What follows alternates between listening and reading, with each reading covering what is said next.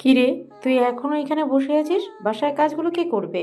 না মা, গাছগুলোতে পানি দিয়ে কাজ করছি। তাড়াতাড়ি গিয়ে রান্না কর। তারপর স্বাধীন গাছগুলোতে আরও একটু পানি দিয়ে সেখান থেকে সোজা বাড়ির ভিতরে ঢুকে রান্না করতে লাগে। স্বাধীন রান্না করছিল, অমনি উপর থেকে স্বাধীনের ছোট বোন বলতে লাগে, কি রে, তোর এখনো রান্না হয়নি? আমার কাপড় চোপড়গুলো কে ধুয়ে দেবে? রাতে আবার পার্টিতে যেতে হবে। রান্না করে জলদি আমার কাপড়গুলো ধুয়ে দিবি। তোর যে কাপড়গুলো ধুতে হবে সেই কাপড়গুলো বাইর করে রাখ। কি? তুই আবার আমাকে তুই করে বললি? তুই আমার ছোট বোন, তো আমি তোকে তুই করে বলবো? বাট আমি তো তোকে আমার বড় ভাই হিসেবে মানি না। এরপর থেকে কখনো তুই আমাকে আমার নাম ধরে ডাকবি না, তুই করে বলবি না, পারলে আপু বলে ডাকবি। কথাটা বলেই সামিয়া কিচেন রুম থেকে বেরিয়ে যায়। অন্যদিকে স্বাধীন রান্নাবান্না শেষ করে খাবার টেবিলে গুছিয়ে তার বাবার জন্য এক্সট্রা আর একটি প্লেটে ভাত আর কিছু তরকারি নিয়ে তার বাবার রুমে চলে যায়। রুমে প্রবেশ করে দেখে তার বাবা শুয়ে আছে। তারপর স্বাধীন তার বাবাকে আদর সহ করে তুলে খাবার খাওয়াতে লাগে আর বাবার সঙ্গে কথা বলতে লাগে। ও, আপনাদেরকে তো আমাদের গল্পের নায়কের সঙ্গে পরিচয় করিয়ে দেওয়া হয়নি। আমাদের গল্পের নায়কের নাম স্বাধীন শেখ, বাংলাদেশের টপ 3 কোম্পানির মালিকের ছেলে। তার কোনো মূল্য নেই বাড়িতে, কারণ সে এখন এতিম। এতিম বললাম কেন জানেন? স্বাধীনের জন্মের 5 বছর পর তার মা মারা যায়। স্বাধীনকে দেখাশোনা করার জন্য স্বাধীনের বাবা দ্বিতীয়বারের মতো বিয়ে করে। প্রথম কয়েক বছর স্বাধীনের সঙ্গে স্বাধীনের সৎমা অনেক ভালো ব্যবহার করে, বাট যখন তাদের ঘর আলো করে তাদের পুত্র সন্তান হয়, তারপরের থেকে স্বাধীনের সৎমা স্বাধীনকে দেখতে পায় না। শুধু অবহেলা আর লাঞ্ছনার শিকার হয় স্বাধীন।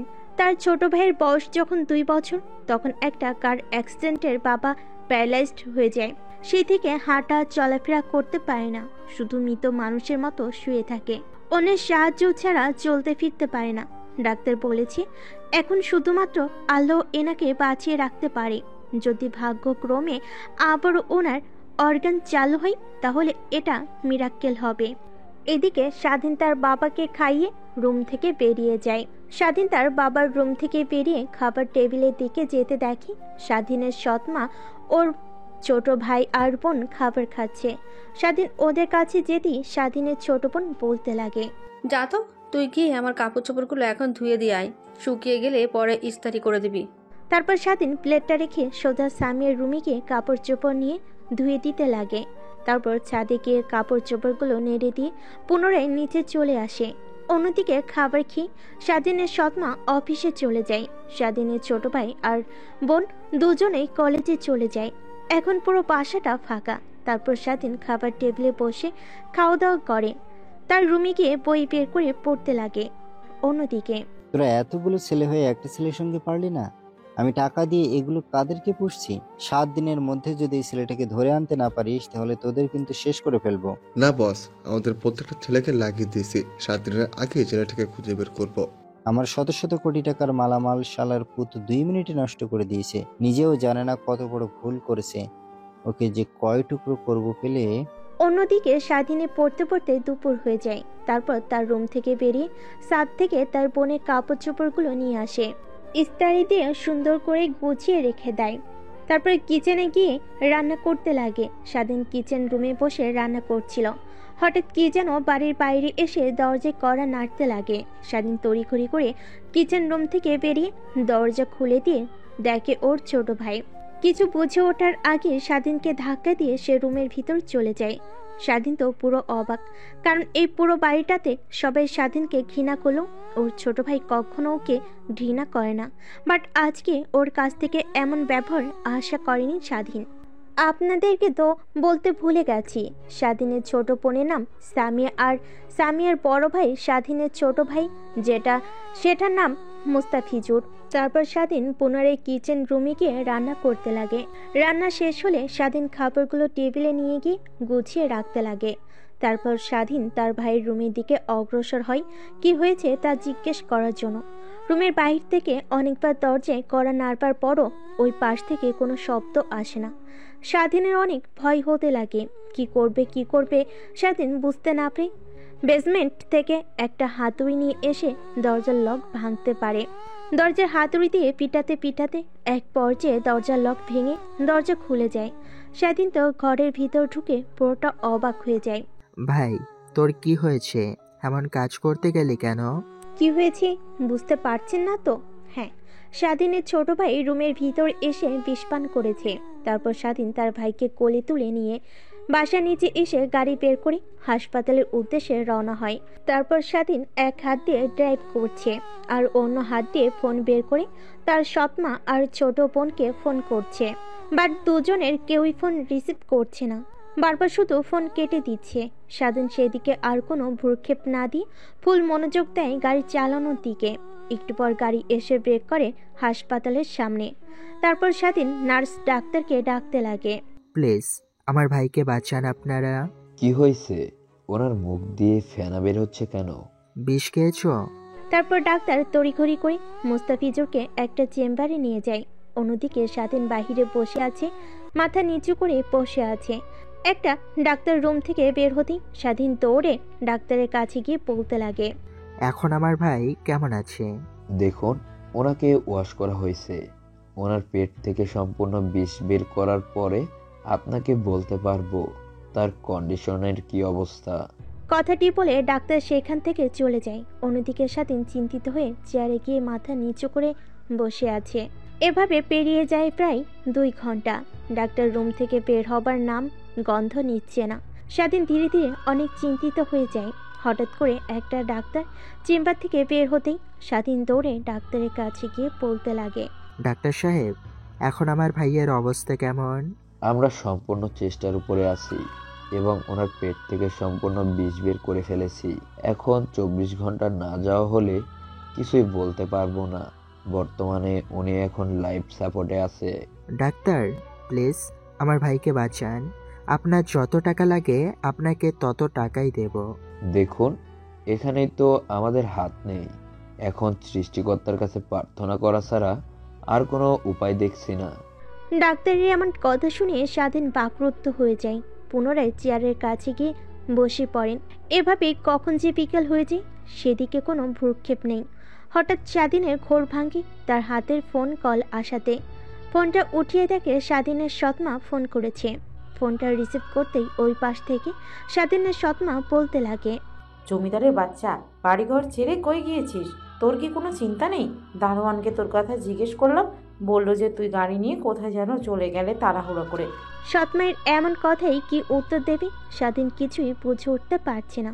শুধু অঝরে কান্না করছে স্বাধীন। ফোনের ওই পাশ থেকে কান্নার শব্দ শুনতে পেলে স্বাধীনের সৎমা বলতে লাগে, ন্যাকা কান্না করছিস কেন? আবার গাড়িটা অ্যাক্সিডেন্ট করে ফেরিসনি তো? আমার শখের গাড়ি, আমার 1 কোটি টাকার গাড়ি, তুই অ্যাক্সিডেন্ট করে এখন কান্না করছিস? মা, ছোট ভাই বিষ খেয়েছে আর তাকে নিয়ে হাসপাতালে।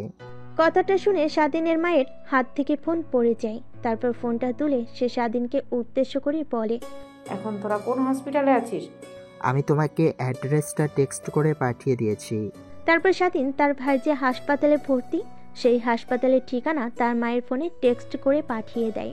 তারপর স্বাধীন পুনরায় সেইখানে বসে পড়ে। স্বাধীন বসেছিল তখন স্বাধীনের কাছে একটা নার্স এসে বলতে লাগে, আপনি রোগীর কি হন? রোগী আমার ছোট ভাই হয়। রোগীর 2 ব্যাগ রক্ত লাগবে। আমি দেব রক্ত? শুধু দেব বললে তো হবে না, রোগীর সঙ্গে আপনার রক্তের ম্যাচ থাকতে হবে। ওর আর আমার রক্ত একই গ্রুপের। ও, তাহলে আসেন। তারপর স্বাধীন নার্সের সঙ্গীকে 2 ব্যাগ রক্ত দিয়ে পুনরায় এসে তার সিটে বসতে যাবে। অমনি তার সৎমা তার কাছে এসে ঠাস ঠাস করে 2টো থাপ্পড় লাগিয়ে দেয়। স্বাধীন হঠাৎ থাপ্পড় খেয়ে ফুলারে পড়ে যায়। 2 ব্যাগ রক্ত দেওয়াতে তার শরীর অনেকটাই ক্লান্ত। এমন অবস্থাতে স্বাধীনকে উদ্দেশ্য করে স্বাধীনের সৎমা বলতে লাগে, কুত্তার বাচ্চা, তার সাহস কি করে হয় আমার ছেলেকে বিষ খাওয়ানোর? আবার এসে তুই হাসপাতালে ভর্তি করেছিস? মা, আপনি আমাকে ভুল বুঝছেন। আমি কেন আমার ছোট ভাইকে বিষ খাওয়াতে যাব? আমি ভালো করে জানি আমার ছেলে হাসি খুশিভাবে চলাফেরা করে, ও কেন বিষ খেতে যাবে? ইভেন আজকে সকালেও একসঙ্গে খাবার টেবিলে খাবার খেলাম। হাসি খুশিভাবে হঠাৎ করে ওর মনোভাব এমন হবে কেন? তোকে আমি পুলিশে দেব, শুধু একবার ছেলে সুস্থ হয়ে উঠুক তারপর। অন্যদিকে স্বাধীন দোষীর মতো মাটির দিকে তাকিয়ে আছে আর অঝরে চোখ বেয়ে জল বের হচ্ছে। এত বছর ধরে তাদের সঙ্গে রয়েছি, আর এটুকু আমাকে চিনল? বারবার শুধু এমন চিন্তা ভাবনায় ঘুরছে স্বাধীনের মাথায়। তারপর সেইখানে আর দাঁড়িয়ে না থেকে স্বাধীন গাড়িটা নিয়ে সোজা বাসায় চলে যায়। তারপর তার রুমে গিয়ে ফ্রেশ হয়ে খাবার টেবিল থেকে কিছু খাবার নিয়ে তার বাবার রুমে চলে যায়। স্বাধীন তার বাবার রুমের ভিতরে ঢুকে দেখেন তার বাবা ঘুমাচ্ছেন। হালকাভাবে ডাক দিতেই তার বাবার ঘুম ভেঙে যায়। তারপর স্বাধীন তার বাবাকে খাইয়ে দিতে লাগে আর বলতে লাগে, জানো বাবা, ছোট ভাই আজকে বিষ খেয়েছে। কেন খেয়েছে জানি না, কিন্তু অযথাই মা আমাকে মিথ্যা দোষারোপ দিচ্ছে। ভাইয়ের অবস্থাও তেমন একটা ভালো না। ডাক্তার বলল তার শরীর থেকে অনেকটাই রক্ত বের করে নেওয়া হয়েছে। পরবর্তীতে ওকে আমি আবার 2 ব্যাগ রক্ত দিলাম। ভাবতে অবাক লাগে, এত বছর ধরে তাদের সঙ্গে রয়েছি, তারা আমাকে ভুল বুঝলো। এই ছিল আমাকে নিয়ে তাদের মনে নিজের ভাইয়ের ক্ষতি করব। না হয় আমাকে ভালোবাসে না কিংবা ভালো চোখে দেখে না, বাট আমি তোমাদেরকে অনেক ভালোবাসি, সেটা তো ওরা ভালো করেই জানে। স্বাধীন তার বাবাকে খাওয়াই দিচ্ছিল আর এমন কথাগুলো বলছিল আর অজোরে কান্না করছিল। স্বাধীন তার বাবাকে খাইয়ে দিয়ে তার বাবার সঙ্গে আরো অনেকক্ষণ ধরে কথা বলে সোজা তার রুমে যায়। তারপর ফ্রেশ হয়ে আবার গাড়িটা নিয়ে হাসপাতালের উদ্দেশ্যে রওনা হয়। একটু পর হাসপাতালে চলে আসে আমি। তারপর সোজা মোস্তাফিজুর যে কেবিনে আছে সেই কেবিনে চলে যাই। মা তো আমাকে দেখে রেগে যায়, এসে মারতে যাবে। তখনই ডাক্তার বলে, এটা আপনার ছেলে না? আমি তো এনার কথা আপনাকে বললাম। এই ছেলেটাই তো আপনার ছেলেকে হাসপাতালে নিয়ে এসেছিল আর 2 ব্যাগ রক্তও দিল। অমনি সৎমা ডাক্তারকে উদ্দেশ্য করে বলে, না, এ আমার ছেলে না, আমার একটাই ছেলে, একে আমি চিনি না। সেই ছেলেটাকে নিয়ে আসার পর থেকে অনেক চিন্তিত আর উদ্বিগ্ন নিয়ে বসেছিল। দেখে মনে হচ্ছিল যেন নিজের আপন ভাই। তাই আমি আপনাকে বলেছিলাম, আমি তো জানি না এটা আপনার ছেলে না। Sorry ma'am. কথাটা বলেই ডাক্তার সাহেব কেবিন থেকে বেরিয়ে যায়। অন্যদিকে স্বাধীনের ছোট বোন বাড়িতে এসে কাউকে দেখতে না পেয়ে সোজা তার মায়ের ফোনে ফোন করে। মা, তোমরা সবাই কোথায় আছো? বলিস না, তোর বড় ভাই বিষ খেয়েছে, তাকে নিয়ে হাসপাতালে। কোন হাসপাতালে? অ্যাড্রেসটা বলো, আমি আসছি। এই হাসপাতালে জলদি চলে আয়। কথাটা বলে স্বাধীনের সৎমা ফোন রেখে দেয়। স্বাধীনের দিকে অগ্নি দৃষ্টি নিক্ষেপ করে বলতে লাগে, এই কুত্তার বাচ্চা, এখন আবার এখানে এসেছিস কেন? তখন মারতে পারিসনি বলে এখন মারবি এই জন্য? স্বাধীন নিচের দিকে তাকিয়ে থেকে তার মাকে উদ্দেশ্য করে বলে, আমি কখনোই মোস্তাফিজুর আর সামিয়াকে নিজের বোনের নজর ছাড়া অন্য কোনো নজরে দেখিনি। আর সেইখানে কিনা আপনি বলছেন ওদেরকে মারার কথা?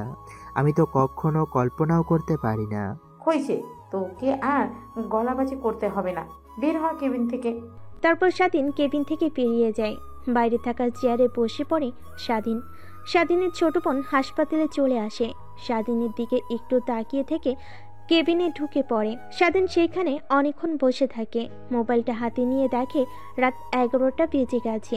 তারপর কেবিনে ঢুকে স্বাধীন তার বোন আর মাকে উদ্দেশ্য করে বলে, মা, তোমরা এখন বাসায় যাও। নিশ্চয় তোমরা না খেয়ে আছো এখানে। তোমরা না খেয়ে থাকলে আবার তোমরা অসুস্থ হয়ে পড়বে। আমাদেরকে নিয়ে তোকে ভাবতে হবে না। ভাইয়া তো ঠিকই বলছে, চলো আমরা বাসায় চলে যাই, কালকে না হয় আসবো আবার। শোন, আমরা চলে গেলাম তার মানে এই না তুই আমার ছেলেকে আবার মারার চেষ্টা করবি। আমি জানি তুই আমার ছেলেকে মারার চেষ্টা করেছিস। ও মরে গেলে তো পুরো সম্পত্তি তুই পাবি, তার জন্য, তাই না? সেদিকে আর না যাই, এইখানে বসে থাকবি। আর আমার ছেলের কোনোভাবে যেন অযত্ন না হয়, আর জ্ঞান ফিরে আসলে আমাদেরকে ফোন করবি। কথাটা বলে সামিয়া আর মা কেবিন থেকে বেরিয়ে সোজা বাসার উদ্দেশ্যে রওনা হয়। তারপর স্বাধীন একটা চেয়ার টেনে মোস্তাফিজুরের পাশে বসে পড়ে। তার মাথায় হাত বুলাতে লাগে। মোস্তাফিজুরের মাথায় হাত বুলাতে বুলাতে স্বাধীন ঘুমিয়ে পড়ে। অন্যদিকে মোস্তাফিজুরের জ্ঞান ফিরে আসে রাত 3টার দিকে। আশপাশে তাকিয়ে বোঝার চেষ্টা করে কোথায় এখন সে আছে। তারপর সাইডে তাকিয়ে দেখে তার ভাই তার হাত ধরে শুয়ে আছে। তার কাছ থেকে হাতটা সরাতে যাবে, তখনই স্বাধীনের ঘুম ভেঙে যায়। তারপর মোস্তাফিজুরকে উদ্দেশ্য করে স্বাধীন বলে, কে রে ভাই, তোর কি খারাপ লাগছে? না, এখন অনেক ভালো লাগছে। মোস্তাফিজুরের মুখ থেকে এমন কথা শুনে স্বাধীন স্বস্তির নিঃশ্বাস ফেলে। খারাপ লাগলে বল, ডাক্তারকে ডেকে নিয়ে আসি। না, এখন আমি সম্পূর্ণ ঠিক আছি। তারপর প্রায় অনেকক্ষণ ধরে কেবিনের ভিতরে শূন্যস্থান নীরবতা বিরাজ করে। স্বাধীন একটা গভীর নিঃশ্বাস ফেলে বলতে লাগে, আচ্ছা ভাই, বলবি তুই কেন এমন সিদ্ধান্ত নিতে গেলি? ভাইয়ের মুখ থেকে এমন কথা শুনি মুস্তাফিজুরের চোখ দিয়ে অঝরে পানি বের হচ্ছে। স্বাধীন বুঝতে পারছে যে মুস্তাফিজুরের সঙ্গে অনেক খারাপ কিছু হয়েছে, যার ফলে সে ভেঙে পড়ে এমন সিদ্ধান্ত নিয়েছিল। তারপর স্বাধীন মুস্তাফিজুরের হাত চেপে ধরে বলতে লাগে, তুই না আমার কাছে সব কথা খুলে বলিস, বল, কোনো সমস্যা নেই। স্বাধীনের এমন কথা শুনে মুস্তাফিজুর স্বস্তির নিঃশ্বাস ফেলে বলতে লাগে, ভাই, একজনকে আমি অনেক ভালোবাসতাম। ধরতে গেলে আমি আমার নিজের জীবনের থেকেও বেশি। কিন্তু সে আমাকে ভালোবাসেনি, সে ভালোবেসেছে আমার টাকাকে। ও আমার কাছ থেকে অনেক টাকা নিত। সেমিস্টারের ফিসের কথা বলে, মোবাইল কেনার কথা বললে আমি কখনো ওকে মানা করিনি। কিন্তু আজকে ওর বিয়ে ঠিক হয়েছে, দেখলাম অনেক হাসি খুশি। কিন্তু ওকে ওর বিয়ের কথা বলতে নাকচ করে। তারপর ওদের এঙ্গেজমেন্টের পিক দেখাতেই ও আমাকে উদ্দেশ্য করে বলে, শোনো, আমি তোমাকে কখনোই ভালোবাসিনি। আমি ভালোবেসেছি তোর টাকাকে। আর তোর মতো ছেলেকে বিয়ে করব আমি? তুই ভাবলি কি করে? আয়নায় কখনো যে মুখটা দেখেছিস?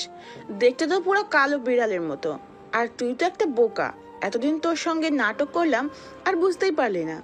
আমি ওর কথা শুনে সামলাতে না পেরে ঠাস ঠাস করে থাপ্পড় লাগিয়ে দেই। আর ওইখানে না দাঁড়িয়ে থেকে সোজা বাসায় চলে আসি। ও আচ্ছা, এই ব্যাপার তাহলে। একটা মেয়ের জন্য নিজের জীবন দিতে গিয়েছিলি? মেয়েটি ঠিকই বলেছেন, তুই অনেক বোকা। আর এই সামান্য একটা বিষয় নিয়ে নিজের জীবন দিয়ে দিতে গিয়েছিলি। তোকে আমরা ওর থেকে ভালো মেয়ে দেখে বিয়ে দিয়ে দেব। এভাবে মুস্তাফিজুরের সঙ্গে আরো অনেক কথা বলে। কথা বলতে বলতে দুজনেই একটা সময় ঘুমিয়ে পড়ে। সকালের দিকে স্বাধীনের ঘুম ভাঙে। মুস্তাফিজুরের দিকে তাকিয়ে দেখে ঘুমাচ্ছে। স্বাধীন মুস্তাফিজুরের কেবিন থেকে বেরিয়ে ডাক্তারের কাছে চলে যায়। তারপর ডাক্তারকে উদ্দেশ্য করে বলে, এখন কি মুস্তাফিজুরকে কিছু খাওয়ানো যাবে? হ্যাঁ, খাওয়ানো যাবে, বাট ভারী খাবার নয়। ওকে কলা আর পাউরুটি জাতীয় খাবারগুলো খাওয়াতে হবে 2-1 দিন। তারপর থেকে ওনাকে ভারী খাবার খাওয়ালেই হবে। কথাটি বলে ডাক্তার সেখান থেকে চলে যায়। তারপর স্বাধীন হসপিটাল থেকে বাহিরে এসে একটা দোকান থেকে কিছু পাউরুটি আর কলা কিনে নেয়। তারপর পুনরায় হাসপাতালে ঢুকে মুস্তাফিজুরের কেবিনে চলে যায়। স্বাধীনকে দেখতে পেয়ে মুস্তাফিজুর বলে, ভাই, কোথায় গিয়েছিলে তুমি? বাইরে গেছিলাম তোর জন্য খাবার আনার জন্য। আচ্ছা ভাই, সত্যি করে একটা কথা বলবে? তোদেরকে কখনো কি আমি মিথ্যে কথা বলেছি কিছু জিজ্ঞেস করলে? না, তা বলিনি। আচ্ছা ভাই, মা তোমাকে কালকে অনেক গালাগালি করেছে, তাই না? না মা, কেন আমাকে গালাগালি করতে যাবে? তুমি না বলে আমাকে মিথ্যা বলবে না, তাহলে মিথ্যা কথা বললে কেন? আমি জানি সাধারণত আমাদের কারো হাত কেটে গেলে মা তোমাকে বকে, আর সেখানে আমি এত বড় ভুল করেছি আর তোমাকে বকেনি? হ্যাঁ, বকেছে, বাট তাতে আমি কিছু মনে করিনি। মা আসুক, আমি ওনাদেরকে বুঝিয়ে বলবো। তোকে বুঝিয়ে বলতে হবে না, আগে নিজে বুঝতে শেখ, তাহলেই চলবে। আর এত কথা না বলে খাবারগুলো খেয়ে নে। তারপর স্বাধীন তার হাতে থাকা ব্যাগ থেকে কলা আর পাউরুটি বের করে মোস্তাফিজুরকে খাওয়ার জন্য দেয়। খাওয়া দাওয়া শেষ করে দুজনে বোতল বের করে পানি খেয়ে নেয়। তখনই রুমের ভিতরে হুড়মুড়িয়ে প্রবেশ করে স্বাধীনের সৎমা আর ছোট বোন। হঠাৎ রুমের ভিতর এমনভাবে কাউকে প্রবেশ করতে দেখে ভ্যাপাচাকা খেয়ে যায় স্বাধীন আর মোস্তাফিজুর। তখন মোস্তাফিজুর তার মাকে উদ্দেশ্য করে বলে, তোমরা কি আড়ি পেতে আমাদের কথা শুনছিলে? আর রুমের ভিতর এভাবে এসে পড়লে কেন? আর দুজনে পড়ে গেলে কিভাবে? না মানে, তোমাদের আর মানে করতে হবে না, আমি ভালো করেই জানি। তারপর স্বাধীন চেয়ার থেকে উঠে অন্য সাইডে যায়। তখন স্বাধীনের মা চেয়ারের উপর বসে মোস্তাফিজুরের হাত ধরে বলতে লাগে, বাবা বল, কে তোকে এমন করতে বলেছে? আমি জানি স্বাধীন তোকে এমন করতে বলেছে, তাই না?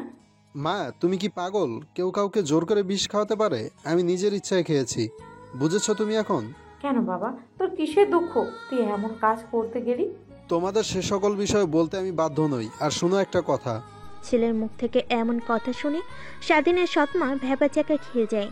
ছেলের মুখ থেকে এমন কথা শুনে বড় বড় করে তাকিয়ে বলে, কি বাবা, তুই কি বলবি বল?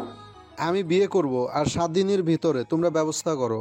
তুই আমার একমাত্র ছেলে, তোকে বিয়ে দেবো ধুমধাম করে। 7 দিন কেন, আমাদের বাড়ি আলোকিত হয়ে থাকবে 1 মাস ধরে। আর সেইখানে তুই বলছিস মাত্র 7 দিনের ভিতরে তোকে বিয়ে দিতে? এই অল্প সময়ে পাত্রী কোথা থেকে পাবো? কে বা এত অল্প সময় তার নিজের মেয়েকে বিয়ে দেবে? ভালোই ভালোই বলছি, নাকি সেকেন্ডবার আবার এমন কাজ করব? প্রয়োজন হলে ঘটক ডেকে নিয়ে এসো, যত টাকা লাগবে তত টাকা দেব। মাত্র 7 দিনের ভিতরে সুন্দরী মেয়ে দেখে বিয়ে দিতে হবে আমাকে। আচ্ছা বাবা, আচ্ছা তুই আগে সুস্থ হয়ে নে। এখন আমি সম্পূর্ণ সুস্থ, দেখছো না তোমাদের সাথে কথা বলছি? এর থেকে আর সুস্থ কি হব বলো? যা তো স্বাধীন, তুই গিয়ে ডাক্তারকে ডেকে নিয়ে আয়। তারপর স্বাধীন কেবিন থেকে বের হয় ডাক্তারকে ডাকার জন্য। অন্যদিকে মুস্তাফিজুরকে তার মা বোঝাতে লাগলো কোনোভাবে 7 দিনে বিয়ে দেওয়া সম্ভব না। একমাত্র ছেলে তাদের ছেলে বিয়ে হবে ধুমধাম করে, এমন করে বিয়ে না। আসলে কি এটাই বোঝাচ্ছি? সে দেখে তো মুস্তাফিজুর নাছোড় বান্দা, তাকে যেভাবেই হোক 7 দিনের ভিতরে বিয়ে দিতে হবে। তারা ছেলের কাছে হার মেনে যায়। পরে সিদ্ধান্ত নেয় 7 দিনের ভিতরে সুন্দরী মেয়ে দেখে তাকে বিয়ে দেবে। বাসে গিয়ে ঘটককে ফোন করে আসতে বলবে। অন্যদিকে স্বাধীন ডাক্তারকে ডেকে নিয়ে আসেন। ডাক্তার কেবিনে ঢুকতেই অবাক হয়ে যায়। বড় বড় চোখ করে মুস্তাফিজুরের দিকে তাকিয়ে আছে। ডাক্তারকে এমনভাবে তাকিয়ে থাকতে দেখে স্বাধীন ডাক্তারকে উদ্দেশ্য করে বলে, কি হয়েছে ডাক্তার সাহেব, এমনভাবে তাকিয়ে আছেন কেন? এটা তো মিরাকেল, অসম্ভব। কি মিরাক্কেল? অসম্ভব? ওয়েট করেন, আপনাকে বুঝিয়ে বলছি। তার আগে চেক আপ করে নি। তারপর ডাক্তার সাহেবকে মুস্তাফিজুরের পালসহ পুরো বডি চেক আপ করে বলতে লাগে, এখন অনেকটাই সুস্থ। আপনারা চাইলে বিকেলের দিকে রোগীকে নিয়ে যেতে পারেন, আর চাইলেই কালকে রাতটাও থাকতে পারেন এখানে। তখনই মুস্তাফিজুর বলতে লাগে, না ডাক্তার, এখন আমি অনেক ভালো আছি, আর আমাকে এইখানে না থাকলে চলবে। অন্যদিকে ডাক্তার যতই মুস্তাফিজুরকে দেখছে ততই অবাক হচ্ছে। কারণটা না হয় একটু পরে জানতে পারবেন। হ্যাঁ, আপনি আমার পিছু পিছু আসুন, কিছু ওষুধ লিখে দিচ্ছি, সে ওষুধগুলো নিয়ে এসে খাইয়ে দিন। কথাটি বলে ডাক্তার কেবিন থেকে বেরিয়ে যায়। স্বাধীন তার পিছু পিছু কেবিন থেকে বেরিয়ে যায়। তখন মোস্তাফিজুরের দিকে অমনভাবে তাকিয়েছিলেন কেন, আর মিরাক্কেল বললেন কেন? কারণটা হলো, এর আগে যতগুলো এমন সুইসাইড অ্যাটেম্প্ট কেস এসেছিল আমি অনেককে হ্যান্ডেল করেছি। প্রায় 36 বছর হলো আমার এই হাসপাতালে জব করছি, এমন হাজারটা রোগী দেখেছি আমি। বাট এই ছেলেটি সকলের থেকে ভিন্ন, তার জন্যই মিরাক্কেল বললাম। কারণ একদিনের ভেতরে কোনোভাবেই এমন পেশেন্ট ঠিক হয়ে যায় না, আর যেখানে পেশেন্টের বাঁচার চান্স ছিল মাত্র 20%, সেখান থেকে এমনভাবে ফিরে আসা আসলেই মিরাক্কেল। কথাগুলো বলছিল আর ডাক্তার প্রেসক্রিপশন করছিল। তারপর প্রেসক্রিপশন স্বাধীনের দিকে এগিয়ে দিতেই প্রেসক্রিপশনটা নিয়ে স্বাধীন হসপিটালের বাইরে এসে ফার্মেসি থেকে ওষুধগুলো নিয়ে নেয়। তারপর ওষুধগুলো নিয়ে পুনরায় মুস্তাফিজুরের কেবিনে চলে যায়। ওষুধগুলো নিয়ে মুস্তাফিজুর তার মায়ের হাতে দেয়। তারপর স্বাধীন তার সৎ মাকে উদ্দেশ্য করে বলে, মা, এখন তো আপনারা এসেছেন, আমি তাহলে বাসায় যাই। বাসায় তো অনেক কাজ পড়ে আছে, সেইগুলো তো গিয়ে করতে হবে আবার আমাকেই। আর বাবাও বোধহয় না খেয়ে আছে। তোর বাবাকে নিয়ে চিন্তা করতে হবে না, আমি সকালে স্যুপ খাইয়ে দিয়ে এসেছি। আর হ্যাঁ, তুই এখান থেকে যা, বিকালের দিকে ম্যানেজারকে নিয়ে চলে আসিস। মোস্তাফিজুর যেহেতু হাসপাতালে থাকতে চাচ্ছে না, আর আমি মোস্তাফিজুরকে হাসপাতালে রাখতে চাচ্ছি না, তো বিকেলের দিকে বাসায় নিয়ে যাব। ওকে, তাহলে আমি এখন আসি। তারপর স্বাধীন মুস্তাফিজুরের কেবিন থেকে বের হয়ে গাড়িটা নিয়ে সোজা পাশে চলে যায়। বাসায় গিয়ে এক এক করে কাজ করতে লাগে। তারপর রান্না করতে লাগে। কাজ করতে করতে কখন যে দুপুর গড়িয়ে বিকেল হয়ে যায় সেই দিকে কোনো ভ্রুক্ষেপ নেই স্বাধীনের। হঠাৎ আসরের আজান শুনতে পেয়ে পকেট থেকে ফোন বের করে দেখে বিকেল 4:30 বেজে গেছে। তারপর তাদের পার্সোনাল ম্যানেজারকে ফোন করে বাসায় আসতে বলে স্বাধীন। কাজ শেষ হলে স্বাধীন তার রুমে গিয়ে গোসল করে নেয়। তারপর রুমের বাইরে এসে নিজেকে একটু পরিপাটি করে। খাবার টেবিলে গিয়ে একটা বাটিতে কিছু ভাত নিয়ে তার বাবার কাছে যায়। ও, আপনাদেরকে তো একটা কথা বলতে ভুলে গেছি, স্বাধীনের বাবার দেখাশোনাটা করার জন্য অলরেডি 3টা কাজের মেয়ে রেখে দিয়েছে। 3টা কাজের মেয়ে আছে, বাট তারা থাকার সত্ত্বেও স্বাধীনের সঙ্গে এমন ব্যবহার করে স্বাধীনের মা আর বোন। তারপর স্বাধীন সোজা তার বাবার রুমে গিয়ে দেখে তার বাবা বইয়ের দিকে তাকিয়ে আছে। রুমে কারোর উপস্থিতি টের পেয়ে রুমের দরজার দিকে তাকায় সে। তারপর স্বাধীন তার বাবার কাছে গিয়ে বসে খাবার খাইয়ে দিতে লাগে। আর তার ছোট ভাই কি বলল, তার মা কি বলল, সব কথা খুলে বলে তার বাবাকে। স্বাধীন এই একটা জায়গায় এসেই মনের কথাগুলো প্রকাশ করে। হঠাৎ স্বাধীনের খেয়াল যায় তার বাবার পায়ের দিকে। দেখেন ডান পাটা একটু নড়ছে। স্বাধীন তো অবাক হয়ে তার বাবার দিকে তাকায়। ডান পাটা দেখা দেখি বাম পাও হালকা নড়ছে।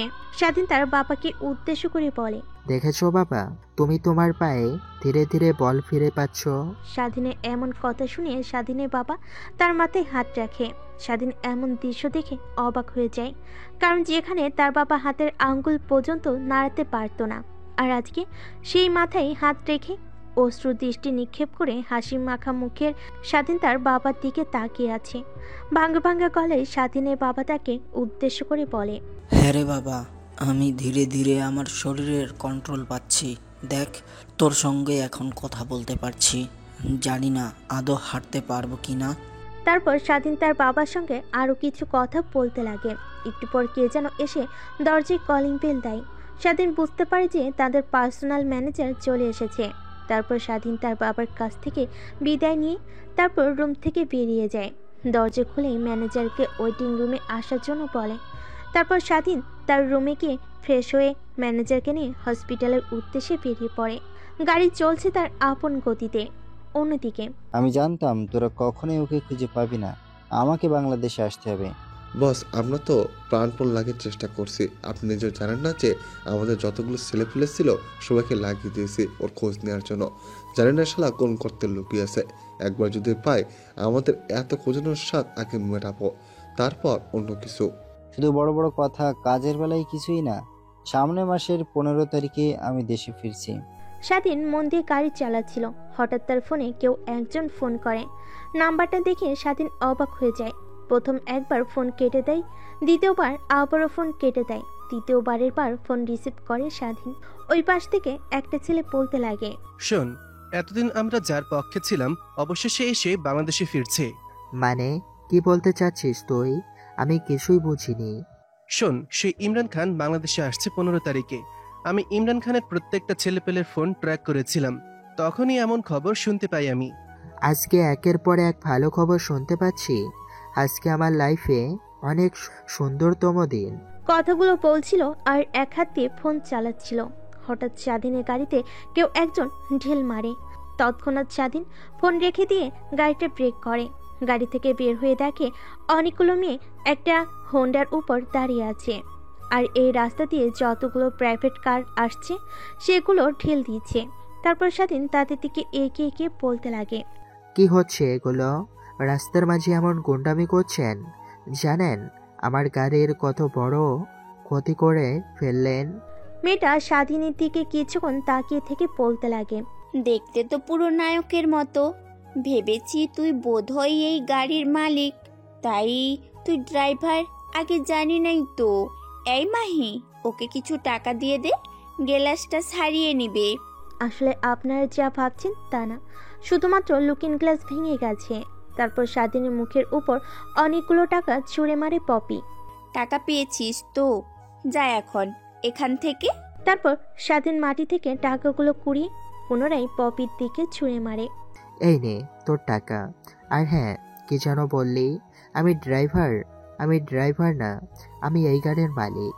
আর রাস্তার মাঝে এমন করছিস অনেক ভালো লাগছে তোকে, তাই ভাবছিস তো তোরাই হলো মেয়ে জাতি নামে কলঙ্ক। যেই মেয়ের জাতকে আমরা সবসময় সম্মান করি, তোদের মতো কিছু মেয়ের জন্য সে জাতের নাম নিচু হচ্ছে ধীরে ধীরে। ছেলেদের মতো প্যান্ট পরেছিস, শার্ট পরেছিস, লজ্জা করছে না তোদের? আর এমন কাজ করছিস আর সবাই মিলে হাসাহাসি করছিস। অনেক ভালো লাগছে তোদের, তাই না? কথাগুলো একদমই বলেই সেখান থেকে চলে যায় স্বাধীন। পিছন থেকে মেয়েগুলো অনেকবার ডাকাডাকি করে, বাট স্বাধীন সেই মেয়েগুলোর দিকে কোনো কর্ণপাত না দিয়ে হেঁটে চলেছে তার গাড়ির দিকে। তারপর গাড়িতে উঠে পুনরায় স্টার্ট দিয়ে যেতে লাগে হাসপাতালের উদ্দেশ্যে।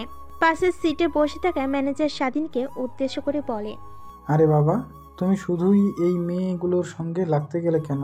তুমি জানো না এই মেয়েটা হচ্ছে আমাদের এই শহরের নামক গ্যাংস্টার বা গুন্ডা যাই বলো, কি সালামের ছোট বোন। তো কি হয়েছে আঙ্কেল? তাই বলে চুপচাপ হয়ে থাকবো? তুমি ওকে যে কথাগুলো বলেছো, ভাবছো ও শুধরে যাবে? সম্পূর্ণ ভুল। আরো বেশি করে মেয়েগুলো অনেকের সঙ্গেও এমন কাজ করবে। যদি মেয়েটিকে ওর ভাইকে সব কথা খুলে বলে তাহলে তোমাকে ওর ভাই কি করবে একবারও কি ভেবে দেখেছো? তাই বলে কি বাবা, যা করেছো করেছো, নেক্সট টাইম থেকে এদের কাছ থেকে বিরত থাকবে। কথাগুলো বলতে বলতেই গাড়ি এসে ব্রেক করে হাসপাতালে। তারপরে গাড়ি থেকে বেরিয়ে স্বাধীনের ম্যানেজার মোস্তাফিজুরের কেবিনের দিকে অগ্রসর হয়। তারপর ম্যানেজার স্বাধীন মোস্তাফিজুরের কেবিনে গিয়ে কিছু কথাবার্তা বলে। তারপর ম্যানেজারকে নিয়ে মোস্তাফিজুর যাবতীয় বিলগুলো ক্লিয়ার করে। তারপর হসপিটাল থেকে রিলিজ নিয়ে বাসার উদ্দেশ্যে রওনা হয়। গাড়িতে বসেছিল, হঠাৎ নজর যায় স্বাধীনের মায়ের লুকিং গ্লাসের দিকে। তখনই স্বাধীনকে উদ্দেশ্য করে বলে, কি রে, গাড়ি কোথায়? অ্যাক্সিডেন্ট করেছিস? লুকিং গ্লাস ভেঙে ফেলেছিস? স্বাধীন কিছু বলার আগেই ম্যানেজার স্বাধীনের সৎমাকে উদ্দেশ্য করে শুরু থেকে শেষ পর্যন্ত খুলে বলে আজকে আসার সময় মেয়েগুলোর সঙ্গে স্বাধীনে কি হয়েছিল। কারণ ম্যানেজার ভালো করে জানে সে যদি এই কথাগুলো না বলে তাহলে স্বাধীনকে অনেক বকাবকি করবে এখন। তারপরে গাড়ি চলছে তার আপন গতিতে। একটু পর গাড়ি ব্রেক করে তাদের বাড়ির সামনে।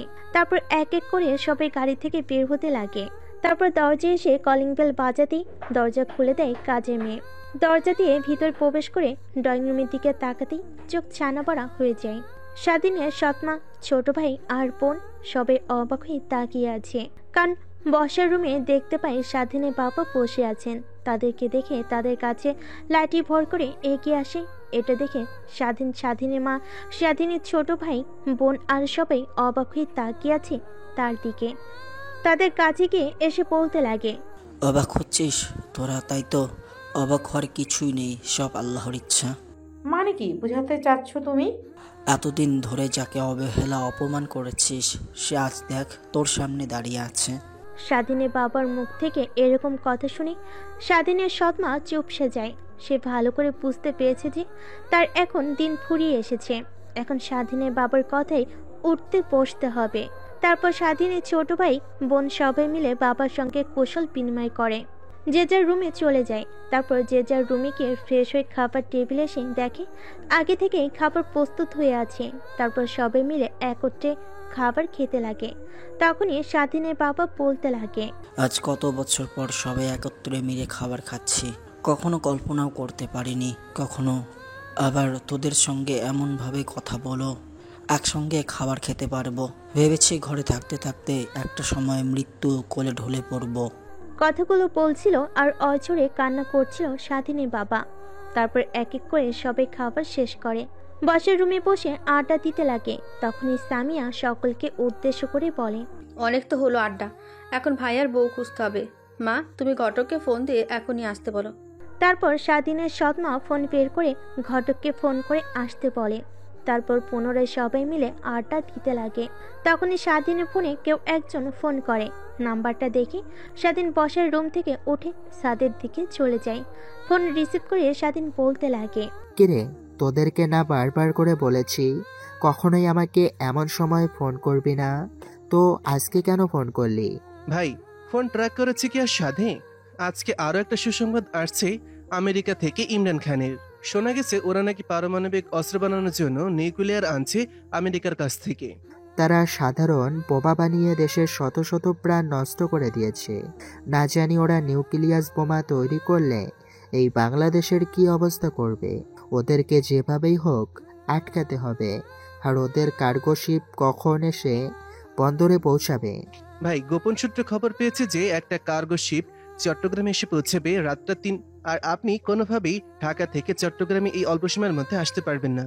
সৌরভের এমন কথা শুনে স্বাধীন মুচকি হেসে বলতে লাগে, তোরা আমার শান্তশিষ্ট চেহারার পিছনে যে ভয়ঙ্কর রূপ লুকিয়ে আছে তা কখনো দেখিসনি।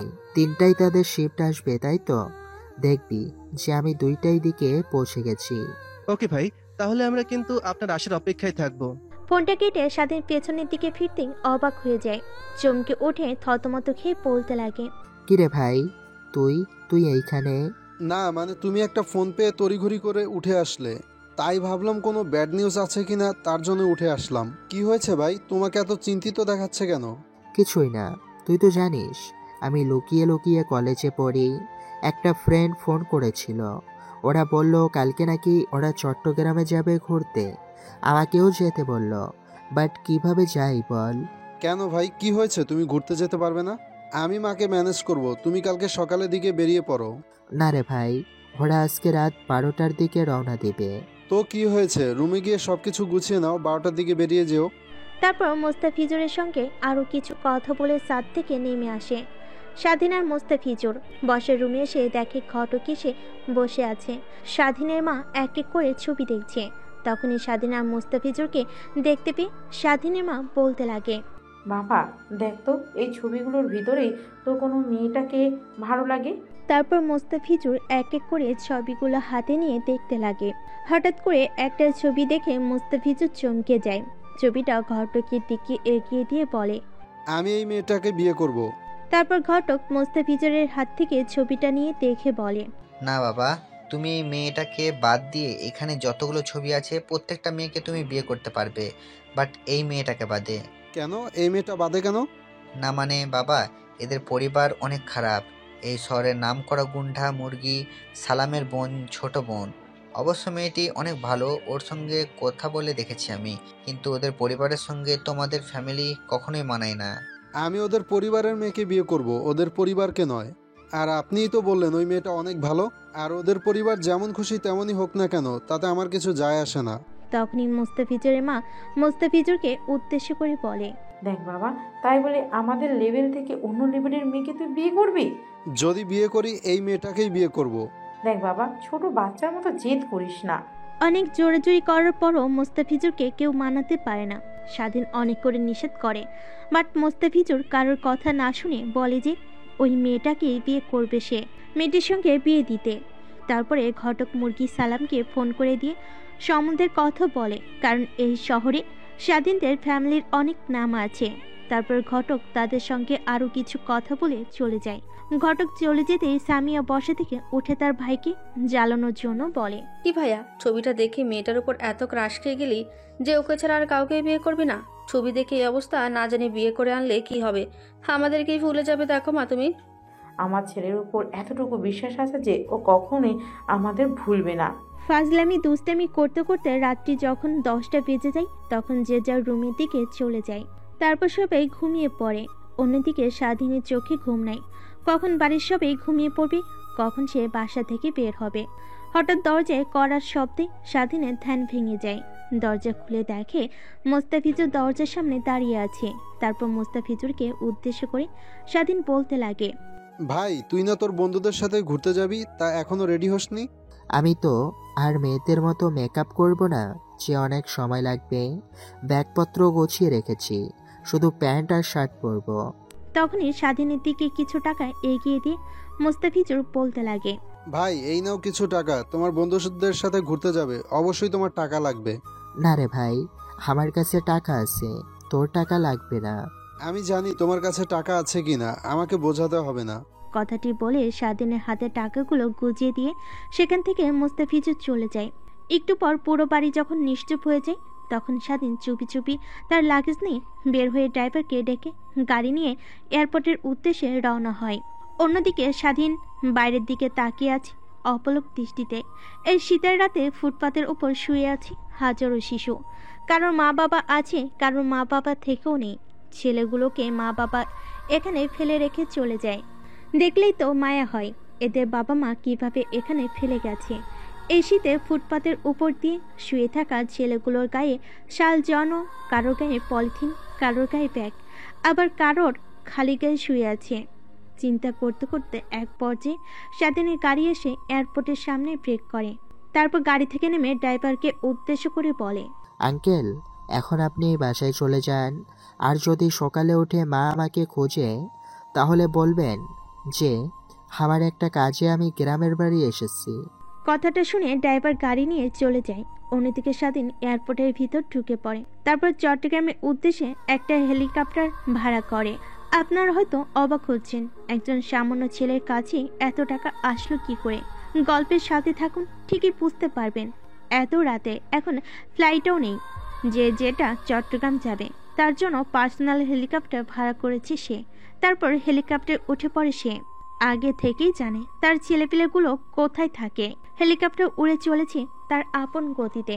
আবছা আলোয় নিচের দিকে রাতের অন্ধকারে থাকা মনোমুগ্ধকর পরিবেশ উপভোগ করছে হেলিকপ্টারের জানাল দিয়ে বাইরের দিকে তাকিয়ে। তারপর একটু পরে সে হেলিকপ্টার ল্যান্ড করে তার দেওয়া লোকেশন অনুযায়ী। অন্যদিকে গোডাউন থেকে এক এক করে ছেলে বের হয়ে হেলিকপ্টারের চারিদিকে ঘেরাও করে আর বন্দুক তাক করে আছে। অন্যদিকে হেলিকপ্টারের পাইলট তো অবাক হয়ে বড় বড় চোখ করে বাইরের দিকে তাকিয়ে স্বাধীনকে উদ্দেশ্য করে বলে, স্যার আমাদেরকে এখানে নামা উচিত হবে। কেন, কি হয়েছে? স্যার নিচের দিকে তাকিয়ে দেখেন, বন্দুক তাক করে রয়েছে হেলিকপ্টারের দিকে। তুমি ভয় পেও না, ওরা গুলি করবে না। তুমি নির্ভয়ে হেলিকপ্টার ল্যান্ড করো। ওরা আমার ভাই ব্রাদার, কিছুই করবে না। স্বাধীনের কথায় স্বস্তির নিঃশ্বাস ফেলে হেলিকপ্টার ল্যান্ড করে সে। তারপর স্বাধীন গেট খুলে বাইরে বের হতেই সবাই বন্দুক নামিয়ে নেয়। ছেলেগুলোর মধ্যে থেকে একটা ছেলে এসে বলতে লাগে, ভাই আমি তো কখনো বিশ্বাস করিনি যে আপনি চলে আসবেন। আমরা সবাই একই প্রস্তুতি নিচ্ছি মিশনে যাওয়ার জন্য। আপনি বলেছিলেন যে আসবেন, আমরা অনেক চিন্তায় রয়েছিলাম, বাট বিশ্বাস ছিল আসবেন। দেখেন এসে পড়লেন। আমি একবার কথা দেই, যেভাবে হোক আমি আসবো। কথাগুলো বলে গোডাউন ঘরের ভিতরে প্রবেশ করে তারা। অন্যদিকে হেলিকপ্টার চলে যায়। তারপর স্বাধীন সৌরভের সঙ্গে আরও কিছু ছেলেপেলের সঙ্গে কিভাবে কি করবে সেগুলো নিয়ে ডিসকাস করতে লাগে। তাদের মধ্য থেকে হঠাৎ করে একটা ছেলে বলতে লাগে, ভাই ওদের কাছে যদি হাই পাওয়ারের কোনো অস্ত্র থাকে তাহলে তো আমরা নিমিষেই শেষ হয়ে যাব। তোমরা তা নিয়ে কোনো টেনশন করো না, কারণ নিউক্লিয়ার যারা বহন করে তাদের সঙ্গে কখনোই ভারী অস্ত্র থাকে না, সাধারণ বন্দুক থাকে। তাও জানলে অবাক হবে, বিনা প্রয়োজনে বন্দুক চালানো নিষিদ্ধ। নিউক্লিয়ন ভয়ঙ্কর একটা পদার্থ। তারপর স্বাধীন ছেলেগুলোকে আরো ভালোভাবে বুঝিয়ে দিতে লাগে কি দিয়ে কি করতে হবে। স্বাধীন তার ছেলেপেলেদেরকে বোঝাতে বোঝাতে রাত 2টা বেজে যায়। তারপর তারা গোডাউন ঘর থেকে বের হয়ে গাড়ি নিয়ে বন্দরের উদ্দেশ্যে রওনা হয়। তারপর লুকিয়ে লুকিয়ে সবাই বন্দরে প্রবেশ করে। স্বাধীনের প্ল্যান অনুযায়ী যে যার জায়গায় গিয়ে লুকিয়ে পড়ে। অনেকক্ষণ পর একটা কার্গো শিপ আসে বন্দরে। কার্গো শিপ এসে বন্দরে দাঁড়াতেই কালো পোশাক পরে অনেকগুলো ছেলে শিপের ভিতরে ঢুকে পড়ে। তারপর এক এক করে 3টা কন্টেনার গাড়িতে লোড করে। স্বাধীনে বুঝতে সময় লাগে যে কোন কন্টেনারের তারা পারমাণবিক নিউক্লিয়াস আনছে। পরে প্রত্যেকটা ছেলেকে উদ্দেশ্য করে স্বাধীনের কাছে থাকা ওকিটকিটা চালু করে বলে, ওরা ভেবেছে আমাদেরকে ভুল বুঝিয়ে অন্যদিকে নিয়ে যাবে। তাই কিছু ছেলে 3টা ট্রাকটা ফলো করো, আর ট্রাকটা আমাদের দখলে নিয়ে নাও। একটু পর ট্রাকটা বন্দর থেকে বেরিয়ে যায়। অন্যদিকে স্বাধীনের ছেলে পেলে ট্রাকের উদ্দেশ্য করে রওনা হয়। অনেকক্ষণ সময় হওয়ার পরে আরও একটা কন্টেনার আসে। কন্টেনারের চারপাশে অনেকগুলো কালো পোশাক পরে অস্ত্র হাতে নিয়ে মানুষ দাঁড়িয়ে আছে। স্বাধীনের আর বোঝার বাকি রইল না যে এইটাতে পারমাণবিক নিউক্লিয়াস আছে। তারপর প্রত্যেকটা ছেলেদেরকে বলে, যে যার পজিশন নিয়ে নাও। তারপর যে যার পজিশন নিয়ে নেয়। কন্টেনারটা ট্রাকে লোড করে যেই সেখান থেকে বের হতে যাবে অমনি চারিদিক থেকে সেখানে থাকা কালো পোশাক পরা ছেলেদের উপর গুলি চলতে লাগে। বন্দুকগুলোতে সাইলেন্সার লাগানো থাকার কারণে কোন দিক থেকে গুলি হচ্ছে কেউ টের পাচ্ছে না। মিনিটে সেখানে থাকা প্রায় 100 ছেলের মতো ছেলে সেখানে তাদের নিথর দেহ লুটিয়ে পড়ে। তখনই ওকিটকি অন্য পাশ থেকে উত্তর আসে, বস আমরা 3টা ট্রাক আমাদের কবজায় নিয়ে ফেলেছি। কন্টেনারগুলো খুলে দেখিয়ে সম্পূর্ণ ফাঁকা, শুধু একটা কন্টেনার কিছু ফলমূল আছে। কন্টেনারগুলো আমাদের গোডাউন ঘরে নিয়ে আয়, আমরা জলদি আসছি। তারপর সবে এক এক করে যে কন্টেনারটাতে নিউক্লিয়াস আছে সে কন্টেনারের দিকে এগিয়ে যায়। গিয়ে দেখতে পায় সেখানে থাকা ছেলেগুলো কেউ আর বেঁচে নেই, সবাই মরে আছে। তারপর সবাইকে একত্রে করে বেঁধে সেখানে রেখে আসে আর একটা চিঠি লিখে তাদের মুখের ভিতর ঢুকিয়ে দিয়ে আসে। তারপর কন্টেনার ভর্তি নিউক্লিয়াস নিয়ে আরেকটা শিপে তুলে মাঝ সমুদ্রে গিয়ে কন্টেনার খুলে সেই নিউক্লিয়াস পারমাণবিক গুলো পানিতে ফেলে দেয়। তারপর পুনরায় তারা বন্দরের দিকে চলে আসে। শিপ থেকে নেমে তারা সবাই তাদের গোডাউনে চলে যায়। গোডাউন ঘরে গিয়ে সবাই আনন্দে নাচতে লাগে। তারা নিজেরাও জানে না যে দেশের জন্য কতটা উপকার করেছে তারা। তারপর স্বাধীন সকলকে উদ্দেশ্য করে বলে, আমার পক্ষ থেকে তোমাদের পেমেন্টটা আজ থেকে প্রত্যেক মাসেই ডাবল পাবে। কথাটা শুনে অনেক খুশি হয়। তারপর তাদের সঙ্গে আরও কিছুক্ষণ আড্ডা দিয়ে সেই গোডাউনের ঘরে ঘুমিয়ে পড়ে। পরের দিন সকালে। কি রে, তোর ছেলেপেলেদেরকে এত করে ফোন করছি, ফোন রিসিভ করছে না কেন ওরা? আর তোকেও যে কখন থেকে ফোন করছি, কিন্তু কোনোভাবে তোর ফোনেও পাচ্ছেন না তাকে। পুরো রাতে ঘুমাতে পারেনি চিন্তায়। ভাই, কথাটা বলে ফোনের এই পাশে থাকা লোকটা কাঁদতে লাগে। কিরে, কান্না করছিস কেন? ভাই, ওরা আপনার মাল সহ আমার ছোট ভাই আর আমার সব ছেলেপুলেগুলোকে মেরে ফেলেছে। কি বলছিস তুই? আর কিভাবে হলো? আমি তো এখন পথে বসে যাব, কারণ আমার জীবনে যা উপার্জন ছিল সব দিয়েই আমি এই ডিলটা করেছি। শুধুই পারমাণবিক নিউক্লিয়াসগুলো ভারতের 7 সিস্টারে পার করতে পারলেই আমার কোটি কোটি টাকা লাভ করতে পারবে। ভাই, আপনার কোটি কোটি টাকার মালামাল নিয়ে এদিকে যে ওরা আমার ছোট ভাইকে আর আমার সব ছেলেপুলেগুলোকে মেরে ফেলেছে, সেদিকে আপনার কোনো ভ্রুক্ষেপে নেই? দাঁত কটমটিয়ে ওই পাশ থেকে ইমরান খান বলতে লাগে। আমি যাও ভেবেছিলাম 15 তারিখে আসবো, বাট আমি এর আগে আসবো। আমার ছোট ভাইকে ও মেরেছে, আমি কিছু বলিনি, কিন্তু এখন আর ওরা বাঁচতে পারবে না। অন্যদিকে তাদের সব কথোপকথন একজন শুনছিল আর হা হা করে হাসছিল।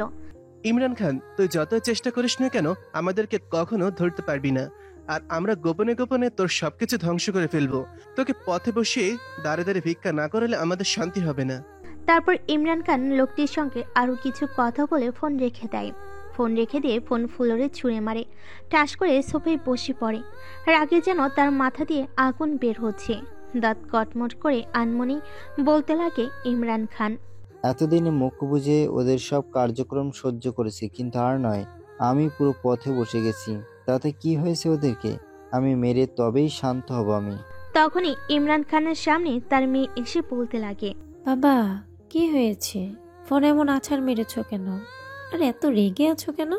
নিমিষের রাগকে কন্ট্রোল করে ইমরান খান তার মেয়ে থেকে উদ্দেশ্য করে বলতে লাগে, মা, তুমি এসব কিছুই বুঝতে পারবে না। আমি আগামীকাল বাংলাদেশে যাচ্ছি, তুমি কি যাবে আমার সাথে? না বাবা, আমার বাংলাদেশ ভালো লাগে না।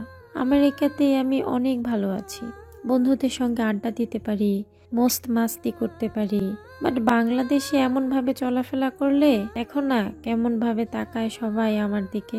আচ্ছা মা, তুই আমেরিকাতেই থাক, আমি বাংলাদেশে যাব, একটা কাজ শেষ করে আবার চলে আসব। হ্যাঁ বাবা, কতদিন লাগতে পারে? তাও তো বলা যাচ্ছে না, বাট আশা করি 15 থেকে 20 দিনের মধ্যে লাগবে। তাহলে ম্যানেজার আঙ্কেলকে বলে যেও আমাকে টাকা দেওয়ার জন্য। যখন আমার টাকা দরকার হয় ম্যানেজার আঙ্কেলকে বললে যেন ম্যানেজার আঙ্কেল আমাকে দেয়। আচ্ছা মা, আমি ম্যানেজারকে বলে যাব। অন্যদিকে ঘুম থেকে উঠে এক বোতল পানি নিয়ে গোডাউন ঘরের বাইরে এসে বোতল থেকে পানি নিয়ে মুখ ধুতে লাগে স্বাধীন। এক এক করে স্বাধীনের সব ছেলেপিলেগুলো ঘুম থেকে উঠে ফ্রেশ হয়ে নেয়। তারপর স্বাধীন তার পকেট থেকে অনেকগুলো টাকার বান্ডিল বের করে সবাইকে দেয়। আর স্বাধীন সবাইকে উদ্দেশ্য করে বলে, এই নাও টাকা, এখন যে যার বাসায় চলে যাও। আবার যখন তোমাদের ডাকবো তখন চলে এসো। আর হ্যাঁ, এই কন্টেনারের যে ফলগুলো আছে এগুলো রাস্তার পাশে পড়ে থাকা ছেলেদেরকে দিয়ে দাও। স্বাধীনের কথা অনুযায়ী সবাই যে যার বাড়িতে যাওয়ার উদ্দেশ্যে রওনা হয়। কন্টেনারে থাকা ফলমূলগুলো রাস্তার পাশে থাকা লোকেদের দেয় তারা। তারপর যে যার বাসে চলে যায়। শুধু স্বাধীন সৌরভ গোডাউন ঘরে আছে। তখনই সৌরভ স্বাধীনকে উদ্দেশ্য করে বলে, আচ্ছা তুই সত্যি করে বলবি এত টাকা কই থেকে পাস? আমার জানা মতে তো তোর কোনো বিজনেস করিস না যার থেকে তোর এত টাকা আসবে। আর যে কাজ করি এতে কোনো সরকারের কোনো লোকই আমাদেরকে সাহায্য করবে না, কারণ যা পাই অবশ্যই সবগুলো ধ্বংস করে দিই। সৌরভের মুখ থেকে এমন কথা শুনে স্বাধীন একটু মুচকি হাসে। তারপর সৌরভকে উদ্দেশ্য করে স্বাধীন বলতে লাগে, শোন, এখনো তুই আমার সম্পর্কে ভালো করে কিছুই জানিস না। আমার জীবনের 1%ও তুই এখনো জানতে পারিসনি। সময় হোক তুই সব জানতে পারবি। এখন শুধু মূল লক্ষ্য কিভাবে ইমরান খানকে পথে নামানো যায়, রাস্তার ভিখারি করা যায়, কিংবা ওকে এই পৃথিবী থেকে চিরতরেই শেষ করে দেওয়া যায়। কথাটি বলে স্বাধীন হাসতে লাগে কটুক্ত সুরে। তখনই পুনরায় সৌরভ স্বাধীনকে উদ্দেশ্য করে বলে, তোকে আর একটা কথা বলতে ভুলে গিয়েছিলাম। ইমরান খানের ফোন আমি ট্যাগ করেছি, ও কখন কার সঙ্গে কথা বলে সব জানতে পারি। ইমরান খান এখনকার যে গ্যাংদের ভাড়া করে নিয়ে এসেছিল সেই গ্যাংয়ের লিডারকে ফোন করেছিল। ও বলল যে খুব তাড়াতাড়ি বাংলাদেশে আসবে, এক্সাক্ট ডেট বলেনি। এখন আমাদের লক্ষ্য রাখতে হবে যে বাংলাদেশ টু আমেরিকার প্রত্যেকটা ফ্লাইট কখন বাংলাদেশে আসে। সৌরভের এমন কথা শুনে স্বাধীন অনেকটা খুশি হয়। তারপর পকেট থেকে 2টা টাকার বান্ডিল বের করে সৌরভের হাতে দেয় আর ওকে উদ্দেশ্য করে বলতে লাগে, তুই আমার অনেক হেল্প করেছিস, তুই আমার বন্ধু না ভাই। আর এই নিয়ে সামান্য কিছু টাকা ইমরান খানকে শেষ করতে পারলে আমি তোকে এর থেকে বেশি টাকা দেব। শুধু তুই আমার সঙ্গে থাকবি, আর আমি যখন যা করতে বলবো তোর ছেলেপেলেদেরকে দিয়ে সেগুলো কাজ করাবি। ওকে, তোকে এই নিয়ে কিছু ভাবতে হবে না। আমার জীবন থেকে আমি তোর সঙ্গে কখনো বাটপারি করব না। তুই হয়তো জানিস এই লাইনে অনেক বাটপারি হয়, বাট আমি সৌরভ কখনো কারোর সঙ্গে বাটপারি করিনি। আমি জানি তুই কখনো আমার সঙ্গে বাটপারি করবি না, তারপরেও ভয় হয় যদি তীরে এসে তৈরি ডুবে যায়। আর যখন যা করবি মনোযোগ দিয়ে করবি, চারপাশটা দেখে কাজ করবে, কোনোভাবেই ওরা যেন টের না পায় আমি কিংবা তুই কিংবা তোর ছেলে পেলে এই কাজগুলোর সঙ্গে জড়িত। তাহলে কিন্তু ওরা আমাদেরকে এক এক করে শেষ করে ফেলবে। ওকে, তোকে এই নিয়ে আর ভাবতে হবে না।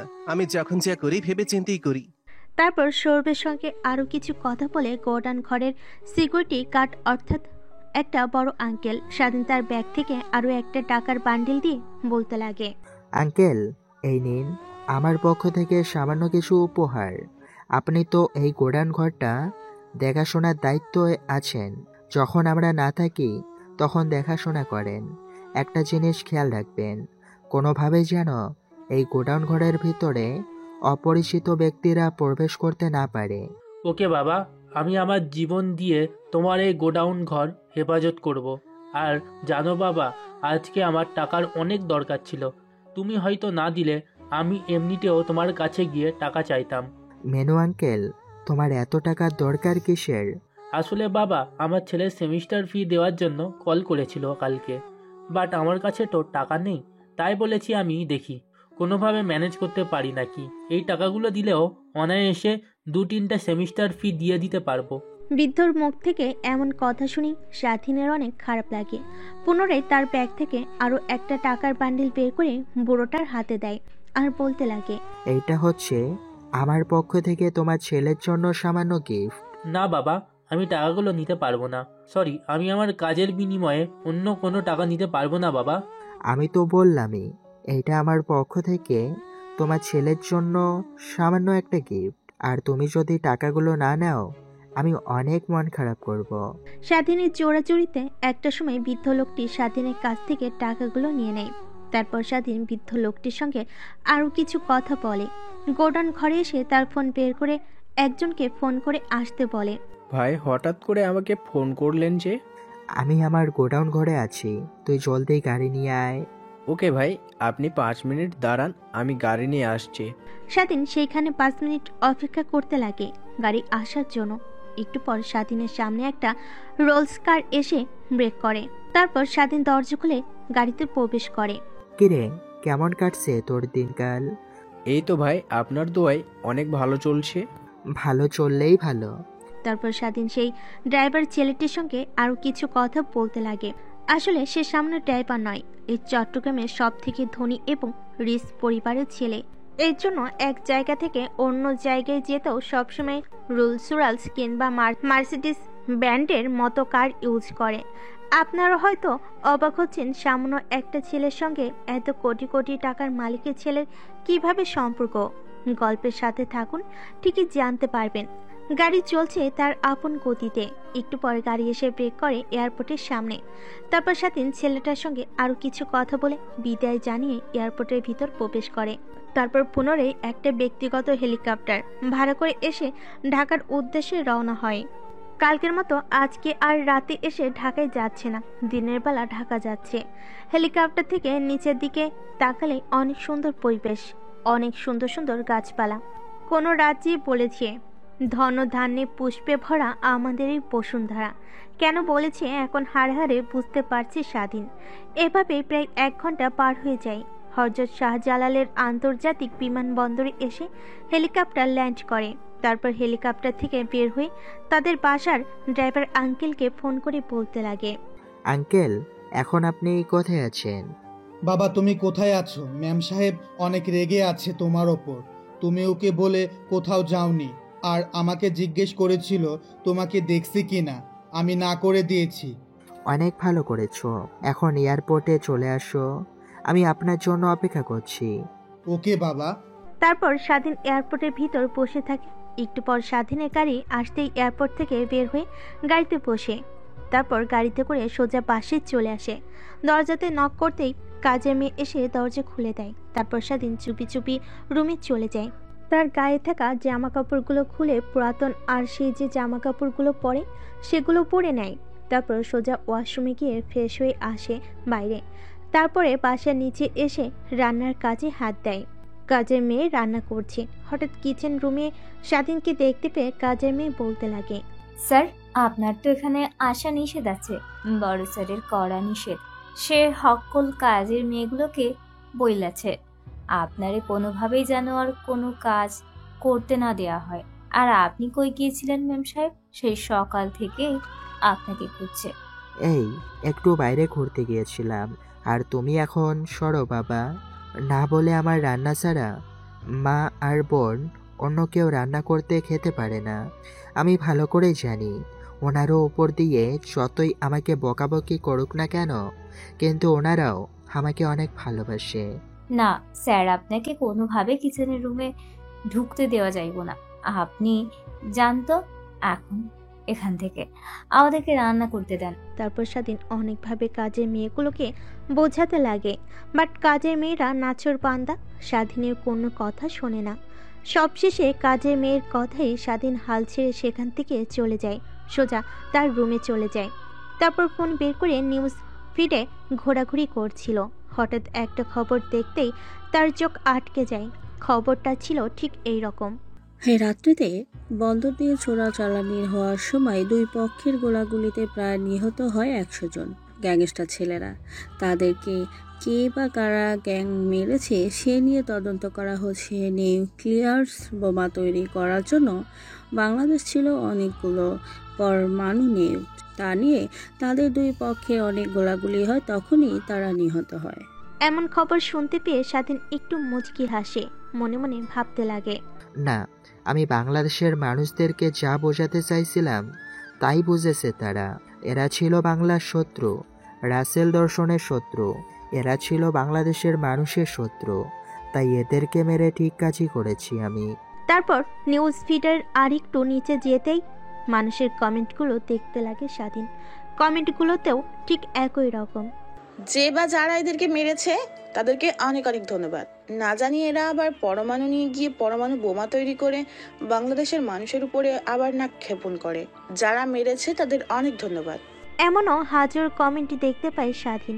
ভালো খারাপ উভয় কমেন্টে আছে সেইখানে। তারপর স্বাধীন ফোনটা সাইডে রেখে ঘুমিয়ে যায়, কারণ পুরো রাতটাই তার জাগা। সকালে অল্প কিছুক্ষণ ঘুমিয়েছিল সে, তাই অনেক ক্লান্ত। ঘুম ভাঙে বিকেলের দিকে। তারপর স্বাধীন ওয়াশরুমে গিয়ে ফ্রেশ হয়ে বসার রুমে এসে দেখে স্বাধীনের মা বাবা ছোট বোন তিনজনে মিলে টিভি দেখছে।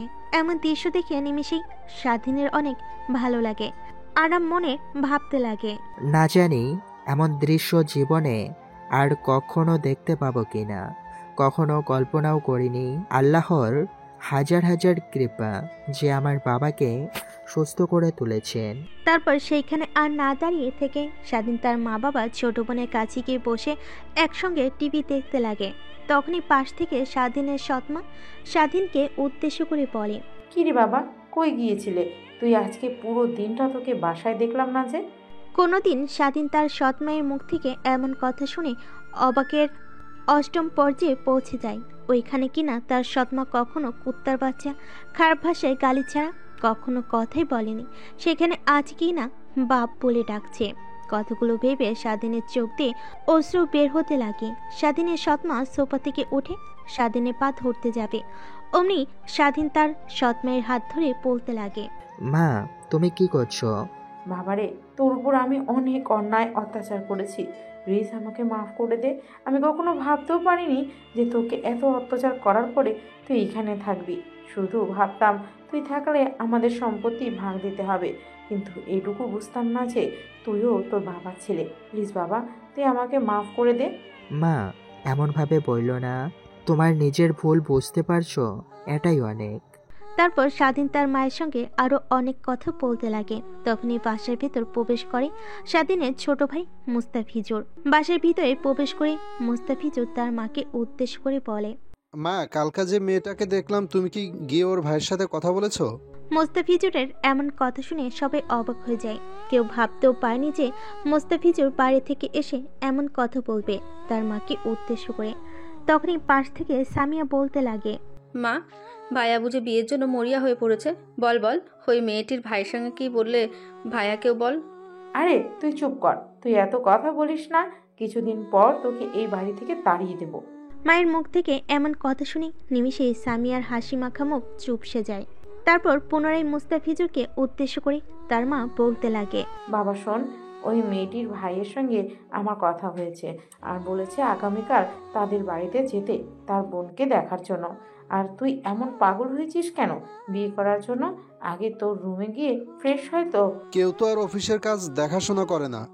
মাঝে মাঝে তুমি শুধু গিয়ে অফিসের সব হিসাব কানুন দেখো। আর এত বড় অফিস, ক্লাস, কলেজ দুটোই সামলাতে হয় আমাকে।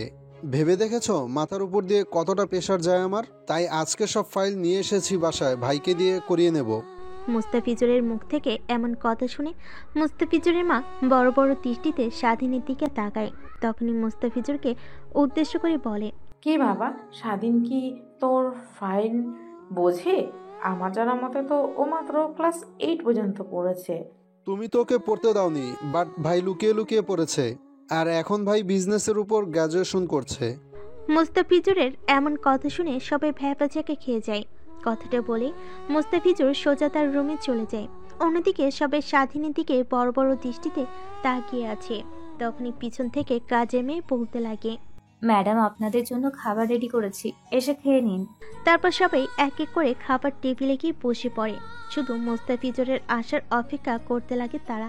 একটু পর মুস্তাফিজুর চলে আসে। তারপর সবাই একত্রে খাবার খেতে লাগে। খাবার খাওয়া শেষ করে সবাই আবার বসার রুমে বসে, টিভি দেখতে লাগে। তখনই মুস্তাফিজুর তার রুমে গিয়ে কিছু ফাইল নিয়ে এসে স্বাধীনের হাতে দেয় আর বলে, ভাই এই 3টা ফাইল নাও আর আজকে রাতের ভিতর কমপ্লিট করে দিও। ওকে, আমি আজকে রাতেই ফাইলগুলো কমপ্লিট করে দিচ্ছি। তারপর স্বাধীন ফাইলগুলো নিয়ে বসার রুমে কোনায় গিয়ে ল্যাপটপে ফাইলগুলো কমপ্লিট করতে লাগে। এভাবে কেটে যায় প্রায় 2 ঘন্টা। স্বাধীনের কাজও শেষ। পুনরায় মুস্তাফিজুরের কাছে সে ফাইলগুলো এগিয়ে দিয়ে বলতে লাগে, মাত্র 2 ঘন্টা করতে লাগলো ফাইলগুলা। আর এমন ভঙ্গিমার করলে যে আজকের পুরো রাত লাগবে। মুস্তাফিজুর পিছন থেকে স্বাধীনকে উদ্দেশ্য করে বলে, আমি কি তোমার মতো এত বড় গ্র্যাজুয়েশন কমপ্লিট করেছি যে আমার মাত্র 2 ঘন্টার ভিতরে ফাইল হয়ে যাবে? মুস্তাফিজুর আর স্বাধীনের খুনসুটি দেখছে সবাই। এভাবে রাত্রি যখন 11টা বেজে যায় তখন সবাই যে যার রুমে গিয়ে ঘুমিয়ে পড়ে। পরের দিন সকালে স্বাধীনের ঘুম ভাঙে আজানের শব্দে। তারপর ঘুম থেকে উঠে ওয়াশরুমে গিয়ে ফ্রেশ হয়ে অজু করে মসজিদে যাওয়ার উদ্দেশ্যে বাসা থেকে বের হয়। তারপর মসজিদে গিয়ে নামাজ পড়ে। সকালের মনোমুগ্ধকর পরিবেশ উপভোগ করার জন্য রাস্তা দিয়ে হাঁটছিল। অনেকক্ষণ ধরে হাঁটাহাঁটি করে বাসার উদ্দেশ্যে রওনা হয় স্বাধীন। বাসে গিয়ে দরজায় নক করতেই স্বাধীনের সৎমায়ে এসে দরজা খুলে দেয়। তখনই স্বাধীনকে উদ্দেশ্য করে বলে, কি রে বাবা, কই গিয়েছিলি এত সকালে? স্বাধীনের মায়ের মুখ থেকে এমন কথা শুনে অনেক খুশি হয়। তার মনে নেই কতদিন আগে তাকে এইভাবে ডেকেছিল। কতগুলো ভাবতে স্বাধীনের চোখ বেয়ে পানি বের হতে লাগে। তখনই স্বাধীনের সৎমা স্বাধীনকে উদ্দেশ্য করে বলে, পাগলা ছেলে, কান্না করছিস কেন? না, এমনি চোখে কি জানি পড়েছে। তারপর স্বাধীন বসার রুমে গিয়ে বসে টিভিতে খবর দেখছিল। তখনই স্বাধীনের সৎমা স্বাধীনের কাছে এসে বলতে লাগে, যা বাবা, তোর রুমে গিয়ে ফ্রেশ হয়ে নিয়ে তোর ভাইয়ের যে বাসায় বিয়ে ঠিক হয়েছে আমরা সেইখানে যাব। তারপর স্বাধীন তার রুমে গিয়ে ফ্রেশ হয়ে পরিপাটি হয়ে নেয়। তারপর নিচে এসে দেখে সবাই খাবার টেবিলে তার জন্য অপেক্ষা করছে। তারপর স্বাধীন খাবার টেবিলে গিয়ে বসে খাবার খেতে লাগে। তখনই পাশ থেকে সামিয়া হাসি মাখা কণ্ঠে স্বাধীনকে উদ্দেশ্য করে বলে, ভাইয়া, আমি তো কনফিউজ, তোর বিয়ে নাকি মুস্তাফিজুর ভাইয়ের বিয়ে? আমি কিছুই বুঝতে পারছি না। কেন, আমার বিয়ে হতে যাবে কেন? মুস্তাফিজুরের বিয়ে না, মানে এমন করে সেজে এসেছিস তার জন্যই বললাম। সামিয়ার মুখ থেকে এমন কথা শুনে সবাই হাঁ করে হাসতে লাগে। একটু পর খাওয়া দাওয়া শেষ হলে বসে কিছুক্ষণ সবাই আড্ডা দেওয়ার পর যখন 11টা বেজে যায় তখন গাড়ি নিয়ে রওনা হয় মুস্তাফিজুর যে বাড়িতে বিয়ে করবে সে বাড়ির উদ্দেশ্যে। গাড়ি চলছে তার আপন গতিতে। একটু পর গিয়ে গাড়ি ব্রেক করে মোস্তাফিজুর যে বাড়িতে বিয়ে করবে সেই বাড়ির সামনে। তারপর গাড়ি থেকে নেমে এক এক করে সবাই বাড়ির ভিতর প্রবেশ করে। বাড়িটা দেখতে অনেক সুন্দর। বাড়ির সামনে দিয়ে সোজা রাস্তা, দু সাইডে অনেকগুলো ফুলের গাছ লাগানো। এ যেন এক মনোমুগ্ধকর পরিবেশ। আর একটু এগোতে সবাই অবাক হয়ে যায়, কারণ দেখতে পাই অনেকগুলো বডি বিল্ডার ব্যায়াম করছে আর তাদের সঙ্গে একটা মেয়ে মারামারি করছে। স্বাধীন সহ সবাই হা করে তাকিয়ে আছে মেয়েটির মারামারি দেখে। হঠাৎ মেয়েটির চেহারা দেখে স্বাধীন চিনতে পারে সেই দিনের ওই মেয়েটা। স্বাধীন সেদিকে কোনো ভ্রুক্ষেপ না জানি সোজা দরজার সামনে গিয়ে কলিং বেল বাজায়। একটু পর দরজা খুলে দেয় সেই বাসে থাকা একটা কাজের মেয়ে। তারপর বাসার ভিতরে এক এক করে প্রবেশ করে সবাই। তারপর বাসার রুমে গিয়ে বসে পড়ে। একটু পর এক এক করে মেয়ের মা বাবা এসে তাদের সাথে কৌশল বিনিময় করতে লাগে। তখনই তাদের সামনে একটা লোক এসে দাঁড়িয়ে স্বাধীনকে উদ্দেশ্য করে বলে, আরে ভাই, আপনি এখানে? কথাটা শুনে স্বাধীন লোকটার দিকে তাকিয়ে আছে, বোঝার চেষ্টা করছে আদৌ লোকটাকে জেনে কিনা। অনেকক্ষণ তাকিয়ে থাকার পরও স্বাধীন চিনতে পারছিল না লোকটিকে। আবারও গলা কাটা সালাম স্বাধীনকে উদ্দেশ্য করে বলে, আরে ভাই, আপনি আমাকে চিনছেন না? আমি সালাম, সবাই মুরগি সালাম বলছেন। আপনার যে কোম্পানিটা আছে না ঢাকা শহরে, সেই কোম্পানিটা আমি দেখাশোনা করছি ঢাকা শহরে বড় সড় মাস্তাদের হাত থেকে। স্বাধীন এমন কথা শুনে লোকটিকে উদ্দেশ্য করে কি বলবে কিছুই বুঝে উঠতে পারছে না। তখনই স্বাধীন মুরগি সালামকে চোখ দিয়ে চুপ করতে বলে মুরগি সালাম স্বাধীন ইশারা বুঝতে পেরে চুপ হয়ে যায়। পরক্ষণে নিজেকে সামলে নিয়ে বলতে লাগে, ও আমার দেখার ভুল, আমি ভেবেছিলাম অন্য কেউ, সরি। বাই দ্য ওয়ে, আমি হচ্ছে শারমিনের ভাই, বড় ভাই। তারপর এক এক করে সবাই পরিচিত হতে লাগে। তারপর তারা অনেকক্ষণ কথা বলতে লাগে একে অপরের সঙ্গে। একটু পর সেইখানে শারমিনকে নিয়ে আসা হয় সেজে গুজে। অন্যদিকে শারমিন তো এখানে মুস্তাফিজুরকে দেখে অবাক হয়ে যায়। পরক্ষণে নিজেকে সামনে নিয়ে সবাইকে চা দিতে লাগে। তখনই মুস্তাফিজুরের বাবা শারমিনের চায়ের অনেক প্রশংসা করতে লাগে। তারপর সবাই মিলে অনেকক্ষণ ধরে কথা বলতে লাগে। হঠাৎ মুস্তাফিজুরের বাবা সবাইকে উদ্দেশ্য করে বলে, এইখানে আমাদের কথা বললে তো আর হবে না, ছেলে মেয়ের উভয়ের মত আছে। আমি বলি কি ওদেরকে একটু পার্সোনাল কথা বলতে পাঠানো হোক। হ্যাঁ, আমিও তাই বলি। তারপর তারা দুজন উঠে যখন সেখান থেকে যেতে যাবে তখনই স্বাধীনকে উদ্দেশ্য করে মুস্তাফিজুর বলে, ভাই তুমিও আসো আমাদের সঙ্গে। তখন স্বাধীন হাসি মাখা কণ্ঠে তাদের দুজনকে উদ্দেশ্য করে বলে, আরে আমি কাবাবের মধ্যে হাড্ডি হতে চাই না। স্বাধীনের এমন কথা শুনে সবাই হা হা করে হাসতে লাগে। আরে ভাই সমস্যা নেই, তুমি আসতে পারো। তারপর অনেক জোরাজুরিতে স্বাধীন সেইখান থেকে উঠে তাদের সঙ্গে ছাদে চলে যায়। তারপরে স্বাধীন তাদেরকে এক পাশে রেখে অন্য পাশে গিয়ে স্বাধীন নিচের দিকে তাকাতেই অবাক হয়ে যায়, কারণ দেখা যায় সেই মেয়েটা সেখানে থাকা বডি বিল্ডারদের সঙ্গে মারামারি করছে, কিন্তু মেয়েটার সঙ্গে কেউ পেরে উঠতে পারছে না। হঠাৎ করে মেয়েটি ছাদের দিকে তাকাতে স্বাধীনের সঙ্গে মেয়েটির চোখাচোখি হয়। তারপর স্বাধীনকে উদ্দেশ্য করে মেয়েটি হাত দিয়ে কিছু একটা ইঙ্গিত করে স্বাধীন ওই দিক থেকে চোখ ফিরে অন্যদিকে তাকিয়ে থাকে। অন্যদিকে মুস্তাফিজুর আর শারমিন একে অন্যের সঙ্গে কথা বলছে। অনেক তো সুখেই ছিলাম এতদিন, হঠাৎ করে কালবৈশাখী ঝড়ের মতো আমার জীবনে আবার ব্যাক করলে কেন? শারমিনের এমন কথা শুনে মুস্তাফিজুরের স্বস্তির একটা নিঃশ্বাস ফেলে বলতে লাগে, আমাকে কি ক্ষমা করে দিয়ে দ্বিতীয়বার আমার হাতটা ধরা যায় না? না, সেই দিনটার কথা আজও আমার মনে আছে। তুমি কিভাবে আমার চরিত্র নিয়ে বাজে কথা বলেছিলে, সেই দিনের কথা আমি আজও ভুলতে পারিনি। মাঝে মাঝে স্বপ্নে সেগুলোর কথা ভাবতেই আমি অবাক হয়ে যাই।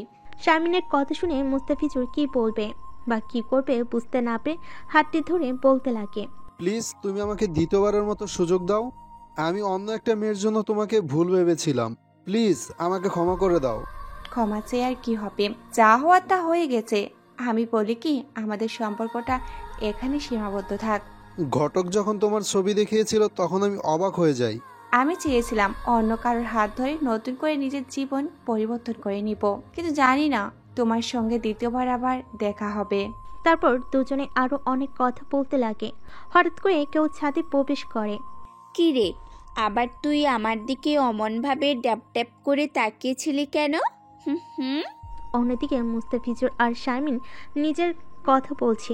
হঠাৎ করে ছাদে একজনের যে প্রবেশ হয়েছে সেদিকে তাদের কোনো ভ্রুক্ষেপ নেই। হঠাৎ স্বাধীন পেছনের দিক তাকিয়ে দেখেন সে মেয়েটি। তারপর স্বাধীন মেয়েটিকে উদ্দেশ্য করে বলে, আমি আপনার দিকে তাকিয়ে মারামারি দেখছিলাম। ও এই ব্যাপার। তা তুই আমাদের বাড়িতে কেন শুনি? হুম, এর আগে তো তোকে কখনো দেখিনি, আর তুই তো আমাদের আত্মীয় কেউ না। তারপর স্বাধীন আমতা আমতা করে বলতে লাগে, আপনাকে ঠিক চিনলাম না। আপনি এই বাড়ির কে হন? পরিচয় দিলে তাহলে আমার পরিচয়টা দিলে ভালো হবে। স্বাধীনের এমন কথা শুনে পপি রেগে গিয়ে স্বাধীনের কাছে চলে গিয়ে কলার ধরে বলতে লাগে, আমার বাসায় এসে আর আমাকেই বলছিস আমি কে? আমি এই বাসার 2য় নাম্বার মেয়ে। তখন স্বাধীন আমতা আমতা করে পপিকে উদ্দেশ্য করে বলে, না মানে শারমিন কি আপনার ছোট বোন হয়? তারপর পপি মাথা দিয়ে হ্যাঁ বোঝায়। পুনরায় স্বাধীন পপিকে উদ্দেশ্য করে বলতে লাগে, ও, আর আমার ছোট ভাইয়ের সঙ্গে আপনার বোনের বিয়ে ঠিক হয়েছে। তখনই পপি হাসি মাখা কণ্ঠে স্বাধীনকে উদ্দেশ্য করে পুনরায় প্রশ্ন করে, তাই ছোট বোনের জামাইয়ের বড় ভাই কি বিয়ে করেছে? হুম। স্বাধীন মাথা দিয়ে না বোঝায়। তা বড় ভাইকে রেখে ছোট ভাই বিয়ে করছেন, সমাজের সামনে মুখ দেখাতে পারবেন? সবাই তো আপনার পুরুষত্ব নিয়ে কথা বলবে। কথাটি বলে হাহা করে হাসতে লাগে পপি। স্বাধীন নিশ্চুপ দর্শকের মতো পপির হাসি মাখা মুখটা দেখছে। পুনরায় স্বাধীন পপিকে উদ্দেশ্য করে বলে, তো বড় বোন থুয়ে ছোট বোনের বিয়ে হচ্ছে, সবাই তো আপনার দিকেও খারাপ আঙুল তুলে কথা বলবে। স্বাধীনের এমন কথা শুনে নিমিষে পপির মুখ চুপসে যায়। পুনরায় পপি তার মুখে হাসি ফুটিয়ে বলতে লাগে, এর আগে অনেকবার বিয়ে ঠিক হয়েছে, কিন্তু কাউকে আমার এমন একটা পছন্দ হয়নি। আবার আমাকে দেখেও কারোর পছন্দ হয়নি।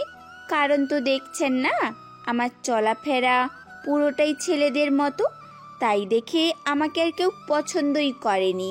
হ্যাঁ ঠিকই বলছেন, আপনাকে বিয়ে করে কোনো ছেলে তার নিজের কেরিয়ার নষ্ট করবে না। কিছু কি বললি তুই? কথাগুলো ধীরে ধীরে বলছিল স্বাধীন, বাট পপির কানে অল্প কিছু হলেও পৌঁছেছে। এজন্যই স্বাধীনের দিকে রাগী দৃষ্টিতে তাকিয়ে আছে। তারপর পপি সেইখানে আর না দাঁড়িয়ে থেকে পুনরায় বাসার নিচে নেমে যায়। অন্যদিকে মুস্তাফিজুর আর শারমিন অনেকক্ষণ ধরে তারা দুজনেই কথা বলতে লাগে। বুঝতে পেরেছে শারমিনকে বোঝানোর চেষ্টা করছে, বাট শারমিন নারাজ। মুস্তাফিজুরকে উদ্দেশ্য করে বলে, না কোনোভাবেই আর তোমাকে বিশ্বাস করব না। কথাটা বলে শারমিন সোজা নিচে চলে যায়। অন্যদিকে মুস্তাফিজুর জোর করে এখানে দাঁড়িয়ে থেকে অঝরে কান্না করছে। মুস্তাফিজুর সেখানে দাঁড়িয়ে ছিল। হঠাৎ মুস্তাফিজুরকে এমনভাবে দাঁড়িয়ে থাকতে দেখে স্বাধীন পিছন থেকে ডাক দেয়, কিন্তু মুস্তাফিজুরের কোনো শব্দ শুনতে পায় না। তারপর মুস্তাফিজুরের কানে গিয়ে স্বাধীন মুস্তাফিজুরকে ঘুরিয়ে দেখে, তার চোখে পানি। স্বাধীন তার ভাইয়ের চোখে পানি দেখে অবাক হয়ে যায়। মুস্তাফিজুরকে উদ্দেশ্য করে প্রশ্ন করে স্বাধীন, কে ভাই, তোর কি হয়েছে? কান্না করছিস কেন? তারপর মুস্তাফিজুর স্বাধীনকে শুরু থেকে শেষ পর্যন্ত বলে। তারপর স্বাধীন মুস্তাফিজুরকে নানান ভাবে বোঝানোর চেষ্টা করে। একটু পর চোখ মুছে মুস্তাফিজুর আর স্বাধীন বাসার নিচে বসার রুমে গিয়ে বসে পড়ে। মুস্তাফিজুর আর স্বাধীন আসাতে মুস্তাফিজুরের বাবা মুস্তাফিজুরকে উদ্দেশ্য করে বলে, কিরে বাবা, দুজন তো অনেকক্ষণ ধরে কথা বললি, তোর কি মত? তোমরা যা ভালো বুঝো তাই করো, আমার বিয়েতে অমত নেই। মুস্তাফিজুরের কথা শুনে সবাই অনেক খুশি হয়। তারপর শারমিনের বাবা শারমিনকে উদ্দেশ্য করে বলে, কি মা, তোর বিয়েতে কি কোনো অমত আছে?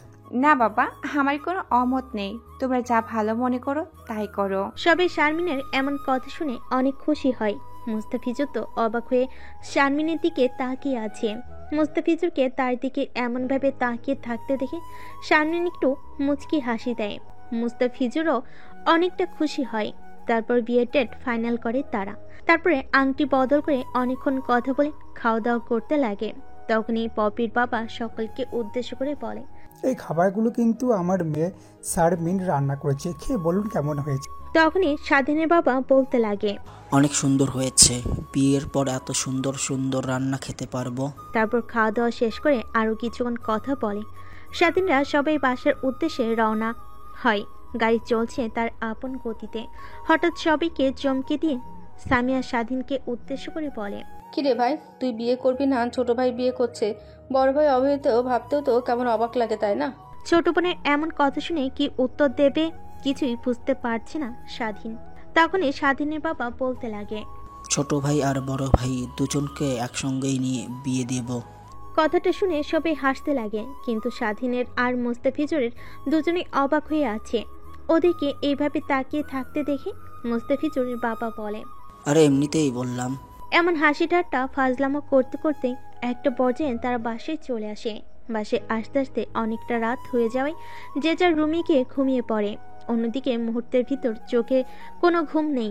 বারবার টেনশনে ছায়া কেন হঠাৎ করে আমাকে না বলে আবার পুনরায় হ্যাঁ বলো। তখনই মুস্তাফিজের ফোনে একটা রং নাম্বার থেকে কল আসে। মুস্তাফিজুর বারবার ফোনটা কেটে দেওয়ার পরে মনে হয় আবার তার ফোন আসে। এবার ফোনটা রিসিভ করে সে বলতে লাগে, কে এত রাতে ফোন করেছেন? ফোন কেটে দেওয়ার পরও বিরক্ত করছেন। আরে আমি শারমিন। হঠাৎ এমন নাম শুনতে পেয়ে মুস্তাফিজুর অনেকটা অবাক হয়ে যায়। তুমি? তারপর দুজনে মিলে রাতভর কথা বলতে লাগে। কথা বলতে বলতে রাত পেরিয়ে যখন সকাল হয়ে যায় তখনই দুজনে 4-5টার দিকে তাকিয়ে অবাক হয়ে যায়। তারপরে ফোন রেখে দুজনে ঘুমিয়ে পড়ে। অন্যদিকে স্বাধীনের ঘুম ভাঙে সকালে তার ফোনের শব্দে। তারপর ফোনের দিকে তাকিয়ে দেখে সৌরভের ফোনটা রিসিভ করতেই ওপাশ থেকে সৌরভ বলতে লাগে, ভাই ইমরান খানের খোঁজ খবর আমি কোনোভাবেই পাচ্ছি না, কারণ ওকে ফলো করা আমেরিকার যে আমার ছেলেপেলেগুলো ছিল ওদেরকে কারা যেন মেরে ফেলেছে। আমার তো অনেক ভয় হচ্ছে, জানি না ওরা আবার আমাদেরকে খুঁজে পায় নাকি। তোদের ভয় করতে হবে না, আমি আছি না। আর আমেরিকাতে আমার অনেক ছেলে পেলে আছে। আমরা খোঁজ নিচ্ছি ইমরানকে ফলো করা সেই ছেলেটাকে কে মেরেছে। সব খোঁজ খবর তুই পেয়ে যাবি। এখন তোর সেই ছেলের সম্পর্কে কিছু ডিটেলস আমাকে মেইলে পাঠিয়ে দে।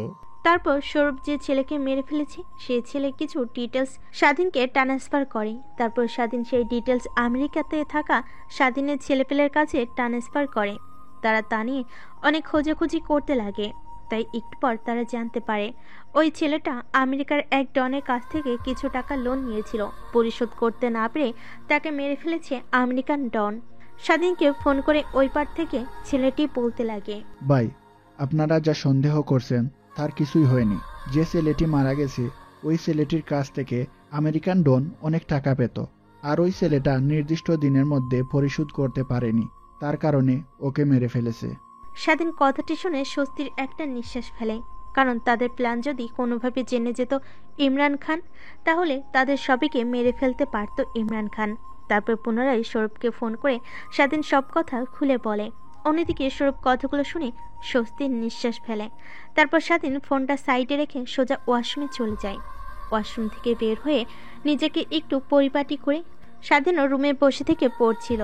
তখন স্বাধীনের মা এসে স্বাধীনের দরজায় কড়া নাড়তে লাগে। তারপর স্বাধীন বসা থেকে উঠে দরজার সামনে গিয়ে দরজা খুলে দেয়। স্বাধীনকে উদ্দেশ্য করে স্বাধীনের সৎমা বলতে লাগে, কি করছিস বাবা? নিচে আয়, খাবার টেবিলে তোর জন্য সবাই অপেক্ষা করছে। তারপর স্বাধীন তার মায়ের কথা অনুযায়ী খাবার টেবিলের সামনে গিয়ে দেখে সবাই তার জন্য অপেক্ষা করছে। তারপর স্বাধীন তার চেয়ারটা টেনে বসে খাবার খেতে লাগে। খাবার খাওয়া শেষ করে স্বাধীন তার মা, বাবা, ছোট বোন ও ছোট ভাইয়ের সঙ্গে আরও কিছু কথা বলে স্বাধীন তার রুমে চলে যায়। তারপর পুনরায় বইটা বের করে পড়তে লাগে সে। এভাবেই কেটে যায় অনেক কয়টা দিন। ধীরে ধীরে বিয়ের দিনও ঘনিয়ে আসছে। হঠাৎ স্বাধীনের ফোনে একটা ফোন আসতেই সেদিন ফোনটা রিসিভ করে। ফোনে ওই পাশে থাকা লোকটি বলতে লাগে, ভাই কোথায় আপনি? কিছু ছেলেপিলে এসে আমাদের কোম্পানির ভেতরে ঢুকে ভাঙচুর করছে। আমি ওদেরকে অনেকভাবে থামানোর চেষ্টা করছি, বাট ওরা থামছে না। ওদেরকে বল ওরা কারা, ওরা কার কোথায় আমার অফিসে আসে ভাঙচুর করছে।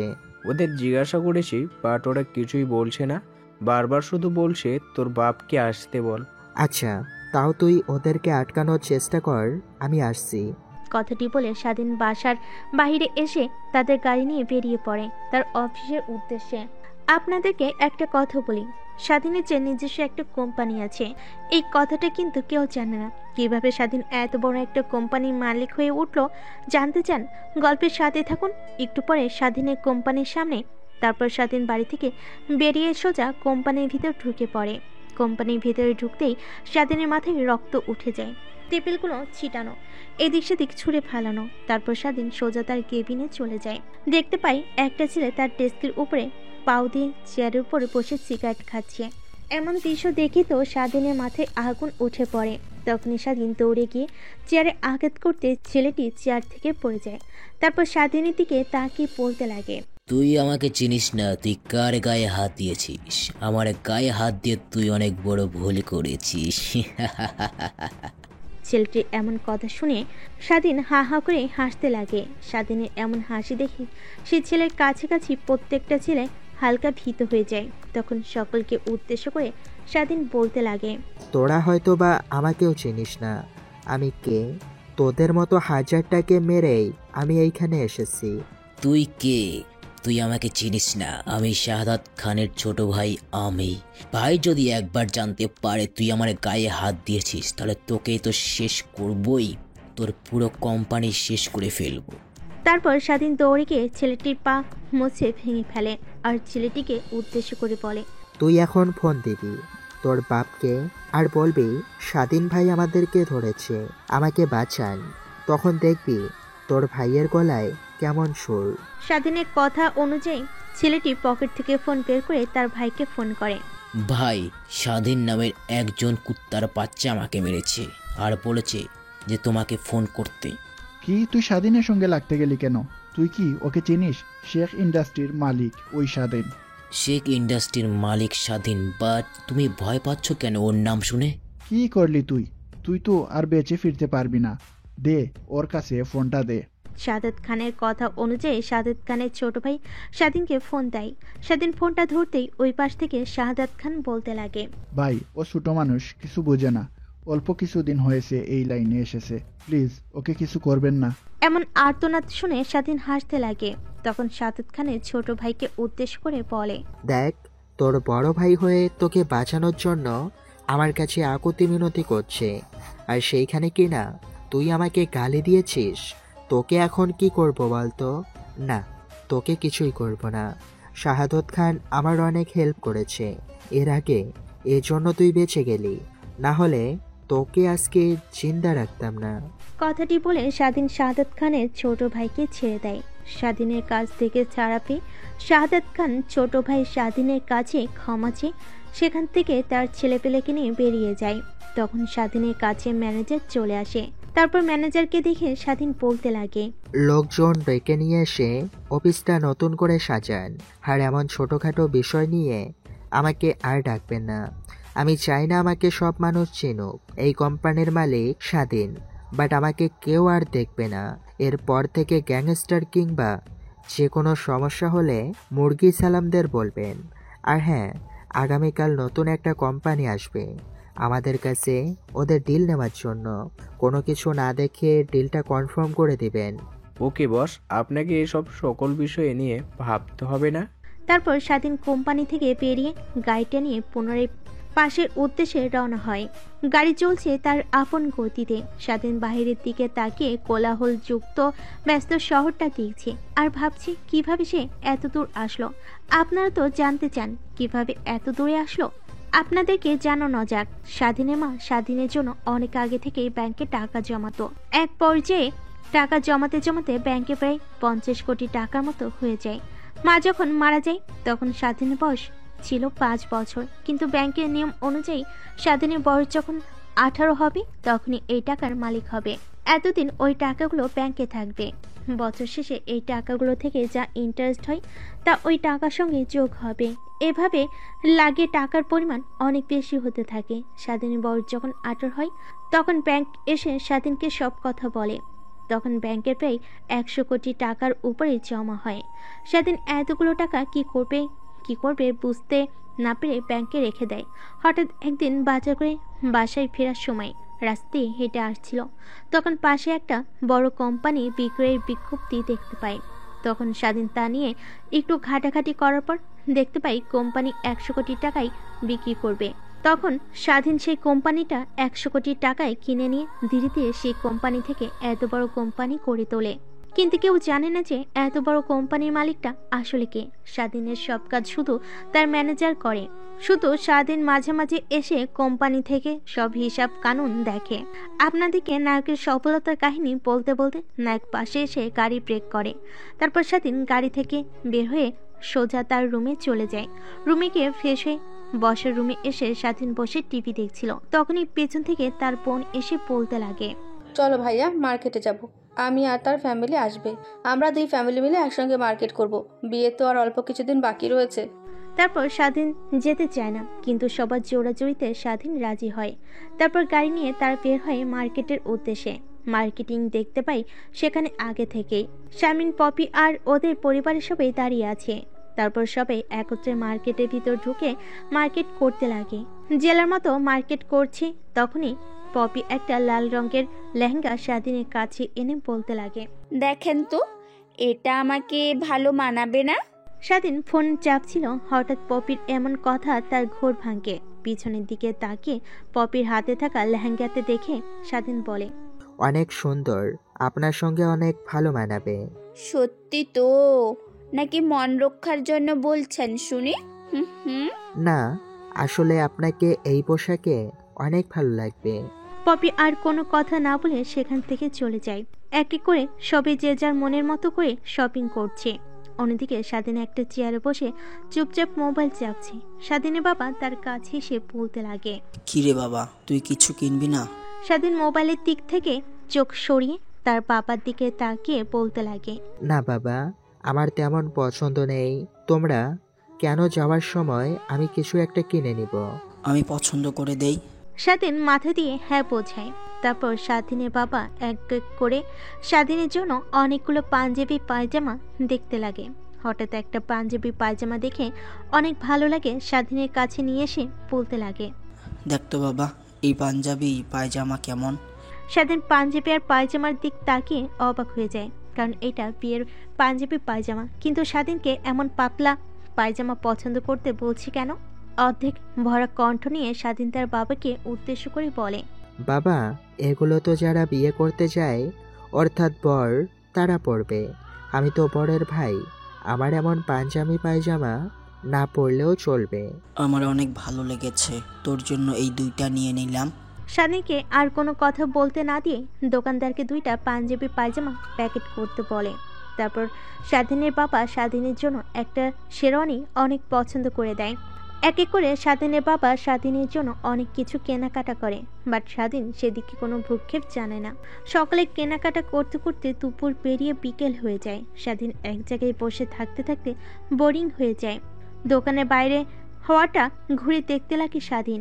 হঠাৎ নজর যায় পাশের দোকানের দিকে, দেখে পপি একটা লেহেঙ্গা পরে দেখছে। স্বাধীন তো অপলক দৃষ্টিতে পপির দিকে তাকিয়ে আছে। হঠাৎ একটা বাচ্চা ডাকে স্বাধীনের ঘোর ভেঙে যায়। তারপর সেখানেও না থেকে পুনরায় সে চেয়ারে গিয়ে বসে তাদের কেনাকাটা দেখতে লাগে। সবার কেনাকাটা শেষ হলে রেস্টুরেন্টে যায় খাওয়ার জন্য। তারপর সবাই একত্রে খাওয়া দাওয়া শেষ করে যে যার বাসে চলে যায়। এইভাবে দেখতে দেখতে বিয়ের দিন এগিয়ে আসে। বিয়ের দিন পুরো বাড়িটা জাঁকজমকভাবে সাজানো হয়। এদিকে অনেক আত্মীয় স্বজনকে বিয়েতে ইনভাইট করা হয়। এক এক করে সবাই আসতে লাগে। তারপর সবাইকে খোঁজ হতে লাগে বিয়েতে যাওয়ার জন্য। স্বাধীন মুস্তাফিজের রুমে বসেছিল। একটু পর তার বাবা স্বাধীনের জন্য কিনে রাখা শেরওয়ানি নিয়ে এসে স্বাধীনকে পরতে বলে। তখন স্বাধীন তার বাবাকে উদ্দেশ্য করে বলে, বাবা, এটা তো বিয়ের শেরওয়ানি, আমি পরবো কেন? তোদের 2 ভাইকে একসঙ্গে বিয়ে দেব, এটাই বলেছিলাম না? হ্যাঁ বলেছিল, বাট কিভাবে সম্ভব? বিয়ে দিতে না পারি, বাট 2 ভাইকে একসঙ্গে বর সাজা দেখতে তো ভালোই লাগবে। এর জন্য আগে তোকে বললাম শেরওয়ানিটা পরতে। স্বাধীন তার বাবার কথার খেলাপি না করে পরে নেয়। তারপর একটা গাড়িতে সামিয়া, স্বাধীন, মোস্তাফিজুর আর তাদের বাবা মা, আর অন্য গাড়িতে তাদের আত্মীয় স্বজনরা। গাড়ি চলছে তার আপন গতিতে। একটু পর এসে বিয়ে বাড়িতে গাড়িটা ব্রেক করে। তারপর সবাই আসে বরকে দেখার জন্য। সেখানকার কিছু রিউসাল মেনটেন করে। জামাই যেখানে বসবে সেখানে এসে তারা 2 ভাই বসে পড়ে। স্বাধীন অনেকের মুখ থেকে শুনতে পারছে যে 2 বোনকে 2 ভাইয়ের সঙ্গে অনেক ভালো মানাবে। এমন কথার স্বাধীন আগামাতায় কিছুই খুঁজে পায় না। দেখতে দেখতে বিয়ে লগ্ন ঘনিয়ে আসছে। তারপর কাজী সাহেব এসে এক এক করে বিয়ে পড়াতে লাগে। মোস্তাফিজুর আর শারমিনের বিয়ে পড়ানোর পর যখন স্বাধীনকে কবুল বলতে বলে, তখন স্বাধীন কাজীকে উদ্দেশ্য করে বলে, বিয়ে তো হয়ে গেল, আবার আমি কবুল বলতে যাব কেন? কেন বাবা, তুমি বিয়ে করবে? আমাকে বলা হলো একসঙ্গে 2 ভাইয়ের 2 বোনের সঙ্গে বিয়ে। মেয়েগুলো তো কবুল বলে দিয়েছে, শুধু তোমাদের অপেক্ষায় আছি। তখনই দৌড়ে স্বাধীনের বাবা স্বাধীনের কাছে এসে কানে কানে বলতে লাগে, দেখ বাবা, তুই সব বুঝিস, এইখানে কোনো সিন ক্রিয়েট না করে কবুল বলে দে, তোকে পরে সব বুঝিয়ে বলবো। স্বাধীন তার বাবার বলা কথার কখনো খেলাপি যায় না। স্বাধীন কাজী সাহেবকে কবুল বলে দেয়, বিয়ে হয়ে যায়। সবাই আনন্দে ফুর্তি করতে লাগে। স্বাধীন এদিকে তার বাবার অপেক্ষায় আছে। কেন হঠাৎ করে এমন কথা বলতে হলো সেটাই হচ্ছে স্বাধীনকে, নাকি বুদ্ধি করে আমার কেউ বিয়ে করে দিল। বারবার এসব কথাই ভাবছে স্বাধীন। হঠাৎ স্বাধীন তার বাবাকে দেখতে লাগে।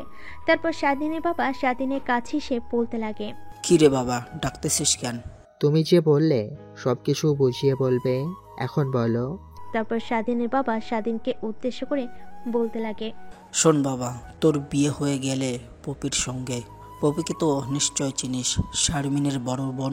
তুই মুস্তাফিজের শারমিন তিনজন যখন যাস ছাদে কথা বলার জন্য, হঠাৎ মেয়ে রুমে প্রবেশ করে কোথায় যেন যায়। একটু পর আমাদেরকে সামনে এসে বলতে লাগে সে তোকে নাকি বিয়ে করবে, তোকে তার অনেক পছন্দ, তোকে না পেলে নাকি মারা যাবে, তার জন্য জোর করে তোর সঙ্গে ওকে বিয়ে দিলাম। বাবারে, তুই কিছু মনে করিস না, মেয়েটা অনেক ভালো, ওর বিষয়ে খোঁজ নিয়ে দেখেছি, শুধু একটি ছেলেদের টাইপের মারামারি, বাট মেয়েটির মন অনেক সাদাসিধা। কি বাঘের মুখে ফেলে দিয়ে বলছো সে এখন শিয়াল? কি বললি তুই? না বাবা, যা করেছো ভালোই করেছো। আমাকে বললে আমি অমত করতাম না তোমার কথার উপরে।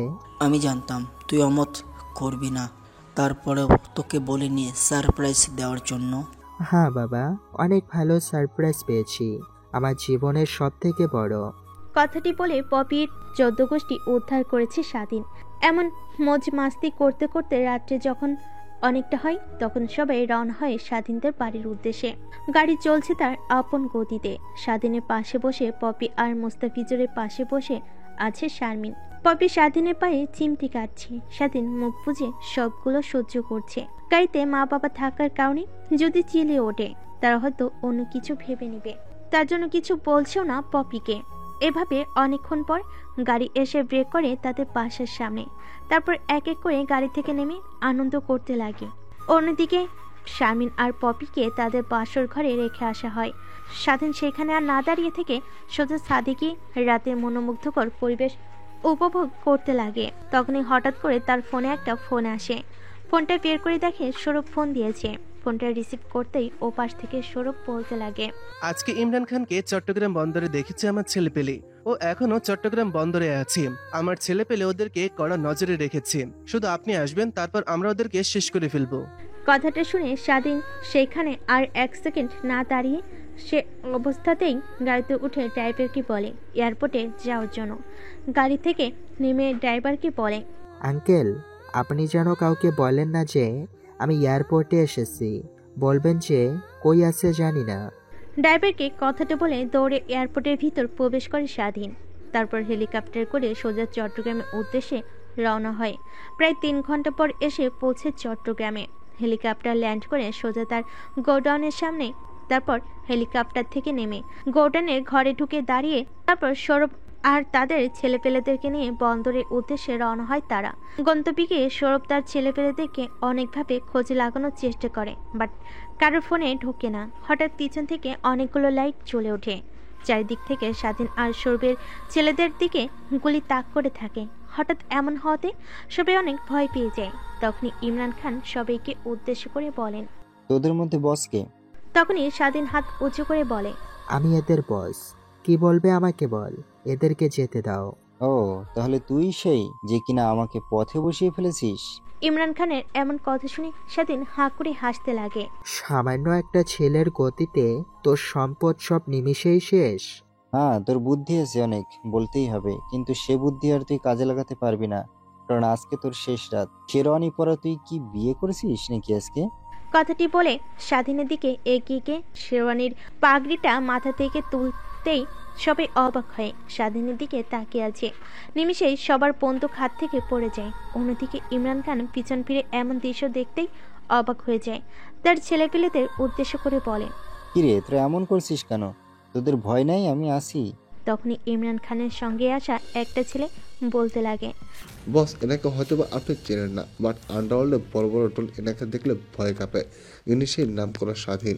ছেলেটার কথা শুনে ইমরান খান স্বাধীনের দিকে ফিরতেই স্বাধীন তার পকেট থেকে একটা ছুরি বের করে সোজা ইমরান খানের পেটে ঢুকিয়ে দেয়। ইমরান খান এখন মরতে ব্যস্ত। তখন স্বাধীন বলতে লাগে ইমরান খানকে উদ্দেশ্য করে, তোকে মারতাম, অনেক যন্ত্রণা দিয়ে মারতাম, কিন্তু মারলাম না। কেন জানিস? আমাকে আবার বাসায় ফিরতে হবে। নতুন বউ বাসর ঘরে রেখে এসেছি, বুঝতেই তো পারছিস। আর আমি ভালো করেই জানি তুই আমার বাবার কোম্পানি ধ্বংস করার জন্য কতই না চেষ্টা করেছিস, বাট পারিসনি আমার জন্য। ইভেন তুই আমার বাবাকেও মারার চেষ্টা করেছিলি, কিন্তু আল্লাহর অশেষ নিয়ামতে আমার বাবা বেঁচে যায়। শুধু প্যারালাইজ হয়ে ঘরে পড়েছিল, বাট এখন সে হাঁটাচলা করতে পারে। মরে যাওয়ার সময় এই সুখবরটা জেনে যা। কথাটা শেষ হতেই ইমরান খানের নিথর দেহ মাটিতে পড়ে যায়। তারপর স্বাধীন তার সঙ্গে আনা টাকার ব্যাগটা সৌরভ আর ছেলেপেলেদের উদ্দেশ্যে দিয়ে বলতে লাগে, এই নে টাকা, আর মস্তি কর গিয়ে। আবার যখন তোদের দরকার পড়বে তখন আবার তোদেরকে ডাকবো। কথাটা বলে স্বাধীন সেইখানে আর 1 মিনিটও না দাঁড়িয়ে সোজা গোডাউন ঘরে গিয়ে হেলিকপ্টার উঠে পুনরায় ঢাকার উদ্দেশ্যে রওনা হয়। ঢাকায় আসতে আসতে স্বাধীনে ভোর 3টা বেজে যায়। তারপর হেলিকপ্টার থেকে নেমে একটা ট্যাক্সি নিয়ে সোজা বাসে চলে আসে। বাসে আসতে আসতে সকাল 8টা বেজে যায়। বাসর ঘরে ঢুকে দেখে সবাই ঘুমোচ্ছে, পুরো বাসা ফাঁকা, শুধু একটা কাজের মেয়ে ঘুম থেকে উঠেছে এইমাত্র। তখন স্বাধীনকে দেখে উদ্দেশ্য করে বলে, স্যার এত সকাল সকাল রুম থেকে বের হয়েছেন কেন? না মানে গিয়ে এমনিতে বের হয়েছিলাম, যাচ্ছি আবার রুমে যাচ্ছি। তারপর স্বাধীন পুনরায় তার রুমের দিকে অগ্রসর হয়। দরজার কাছে গিয়ে দরজায় নক দিবে, তখন দেখতে পাই দরজা খোলা। তারপর ঘরের ভিতরে ঢুকে দরজা আটকে দিয়ে পিছন ফিরতেই যাবে, অমনি হাতে একটা লাঠি নিয়ে তার সামনে দাঁড়িয়ে আছে পপি। স্বাধীন ভয়ে পপির দিকে তাকিয়ে বলতে লাগে, আরে তোমার হাতে লাঠি কেন? কি হয়েছে? আমার তো একই প্রশ্ন, সারা রাত কোথায় ছিলি তুই? বন্ধুদের সঙ্গে ছাদে ছিলাম। এখন রুমে আসতে গেলি কেন? বন্ধুদের সঙ্গে বাসর করতি। না মানে সরি, আমার ভুল হয়েছে। কোনো ভুল না, কান ধরে দাঁড়িয়ে থাক। তারপর স্বাধীন কান ধরে সেখানে অনেকক্ষণ দাঁড়িয়ে থাকে। স্বাধীন কান ধরে দাঁড়িয়ে ছিল, হঠাৎ পপি পিছন থেকে স্বাধীনকে জড়িয়ে ধরে আর বলতে লাগে, জানিস তোর জন্য অনেক চিন্তা হচ্ছিল আমার। আমাদের বিয়ে করে তোকে বুঝি হারিয়ে ফেললাম আমি। ভেবেছি তোর এই বিয়েতে অমত থাকায় তুই অন্য কোনো মেয়েকে নিয়ে পালিয়ে গিয়েছিস। পুরো রাত এই চিন্তায় ঘুমোতেই পারিনি। হঠাৎ দরজা খোলাতে পেছনের দিকে তাকিয়ে দেখি তুই। স্বাধীন বলতে লাগে, আচ্ছা ওয়েট। তারপর স্বাধীন ওয়াশরুমে চলে যায়। ওয়াশরুমে গিয়ে স্বাধীন গোসল করে নেয়, কারণ অপবিত্র লোককে মেরে তার গায়ের গন্ধ তার শরীরে। তারপর ফ্রেশ হয়ে রুমে এসে দেখে পপির গায়ে থাকা ভারী গহনা, আর সেও অনেক ভারী। লাল একটা শাড়ি পরে আয়নার দিকে তাকিয়ে চুল ঠিক করছে। তখন স্বাধীন পপিকে পিছন থেকে জড়িয়ে ধরে, তারপর কোলে তুলে নিয়ে সোজা খাটে চলে যায়। তারপরে আর কি জানতে চান? তাহলে বিয়ে করেন।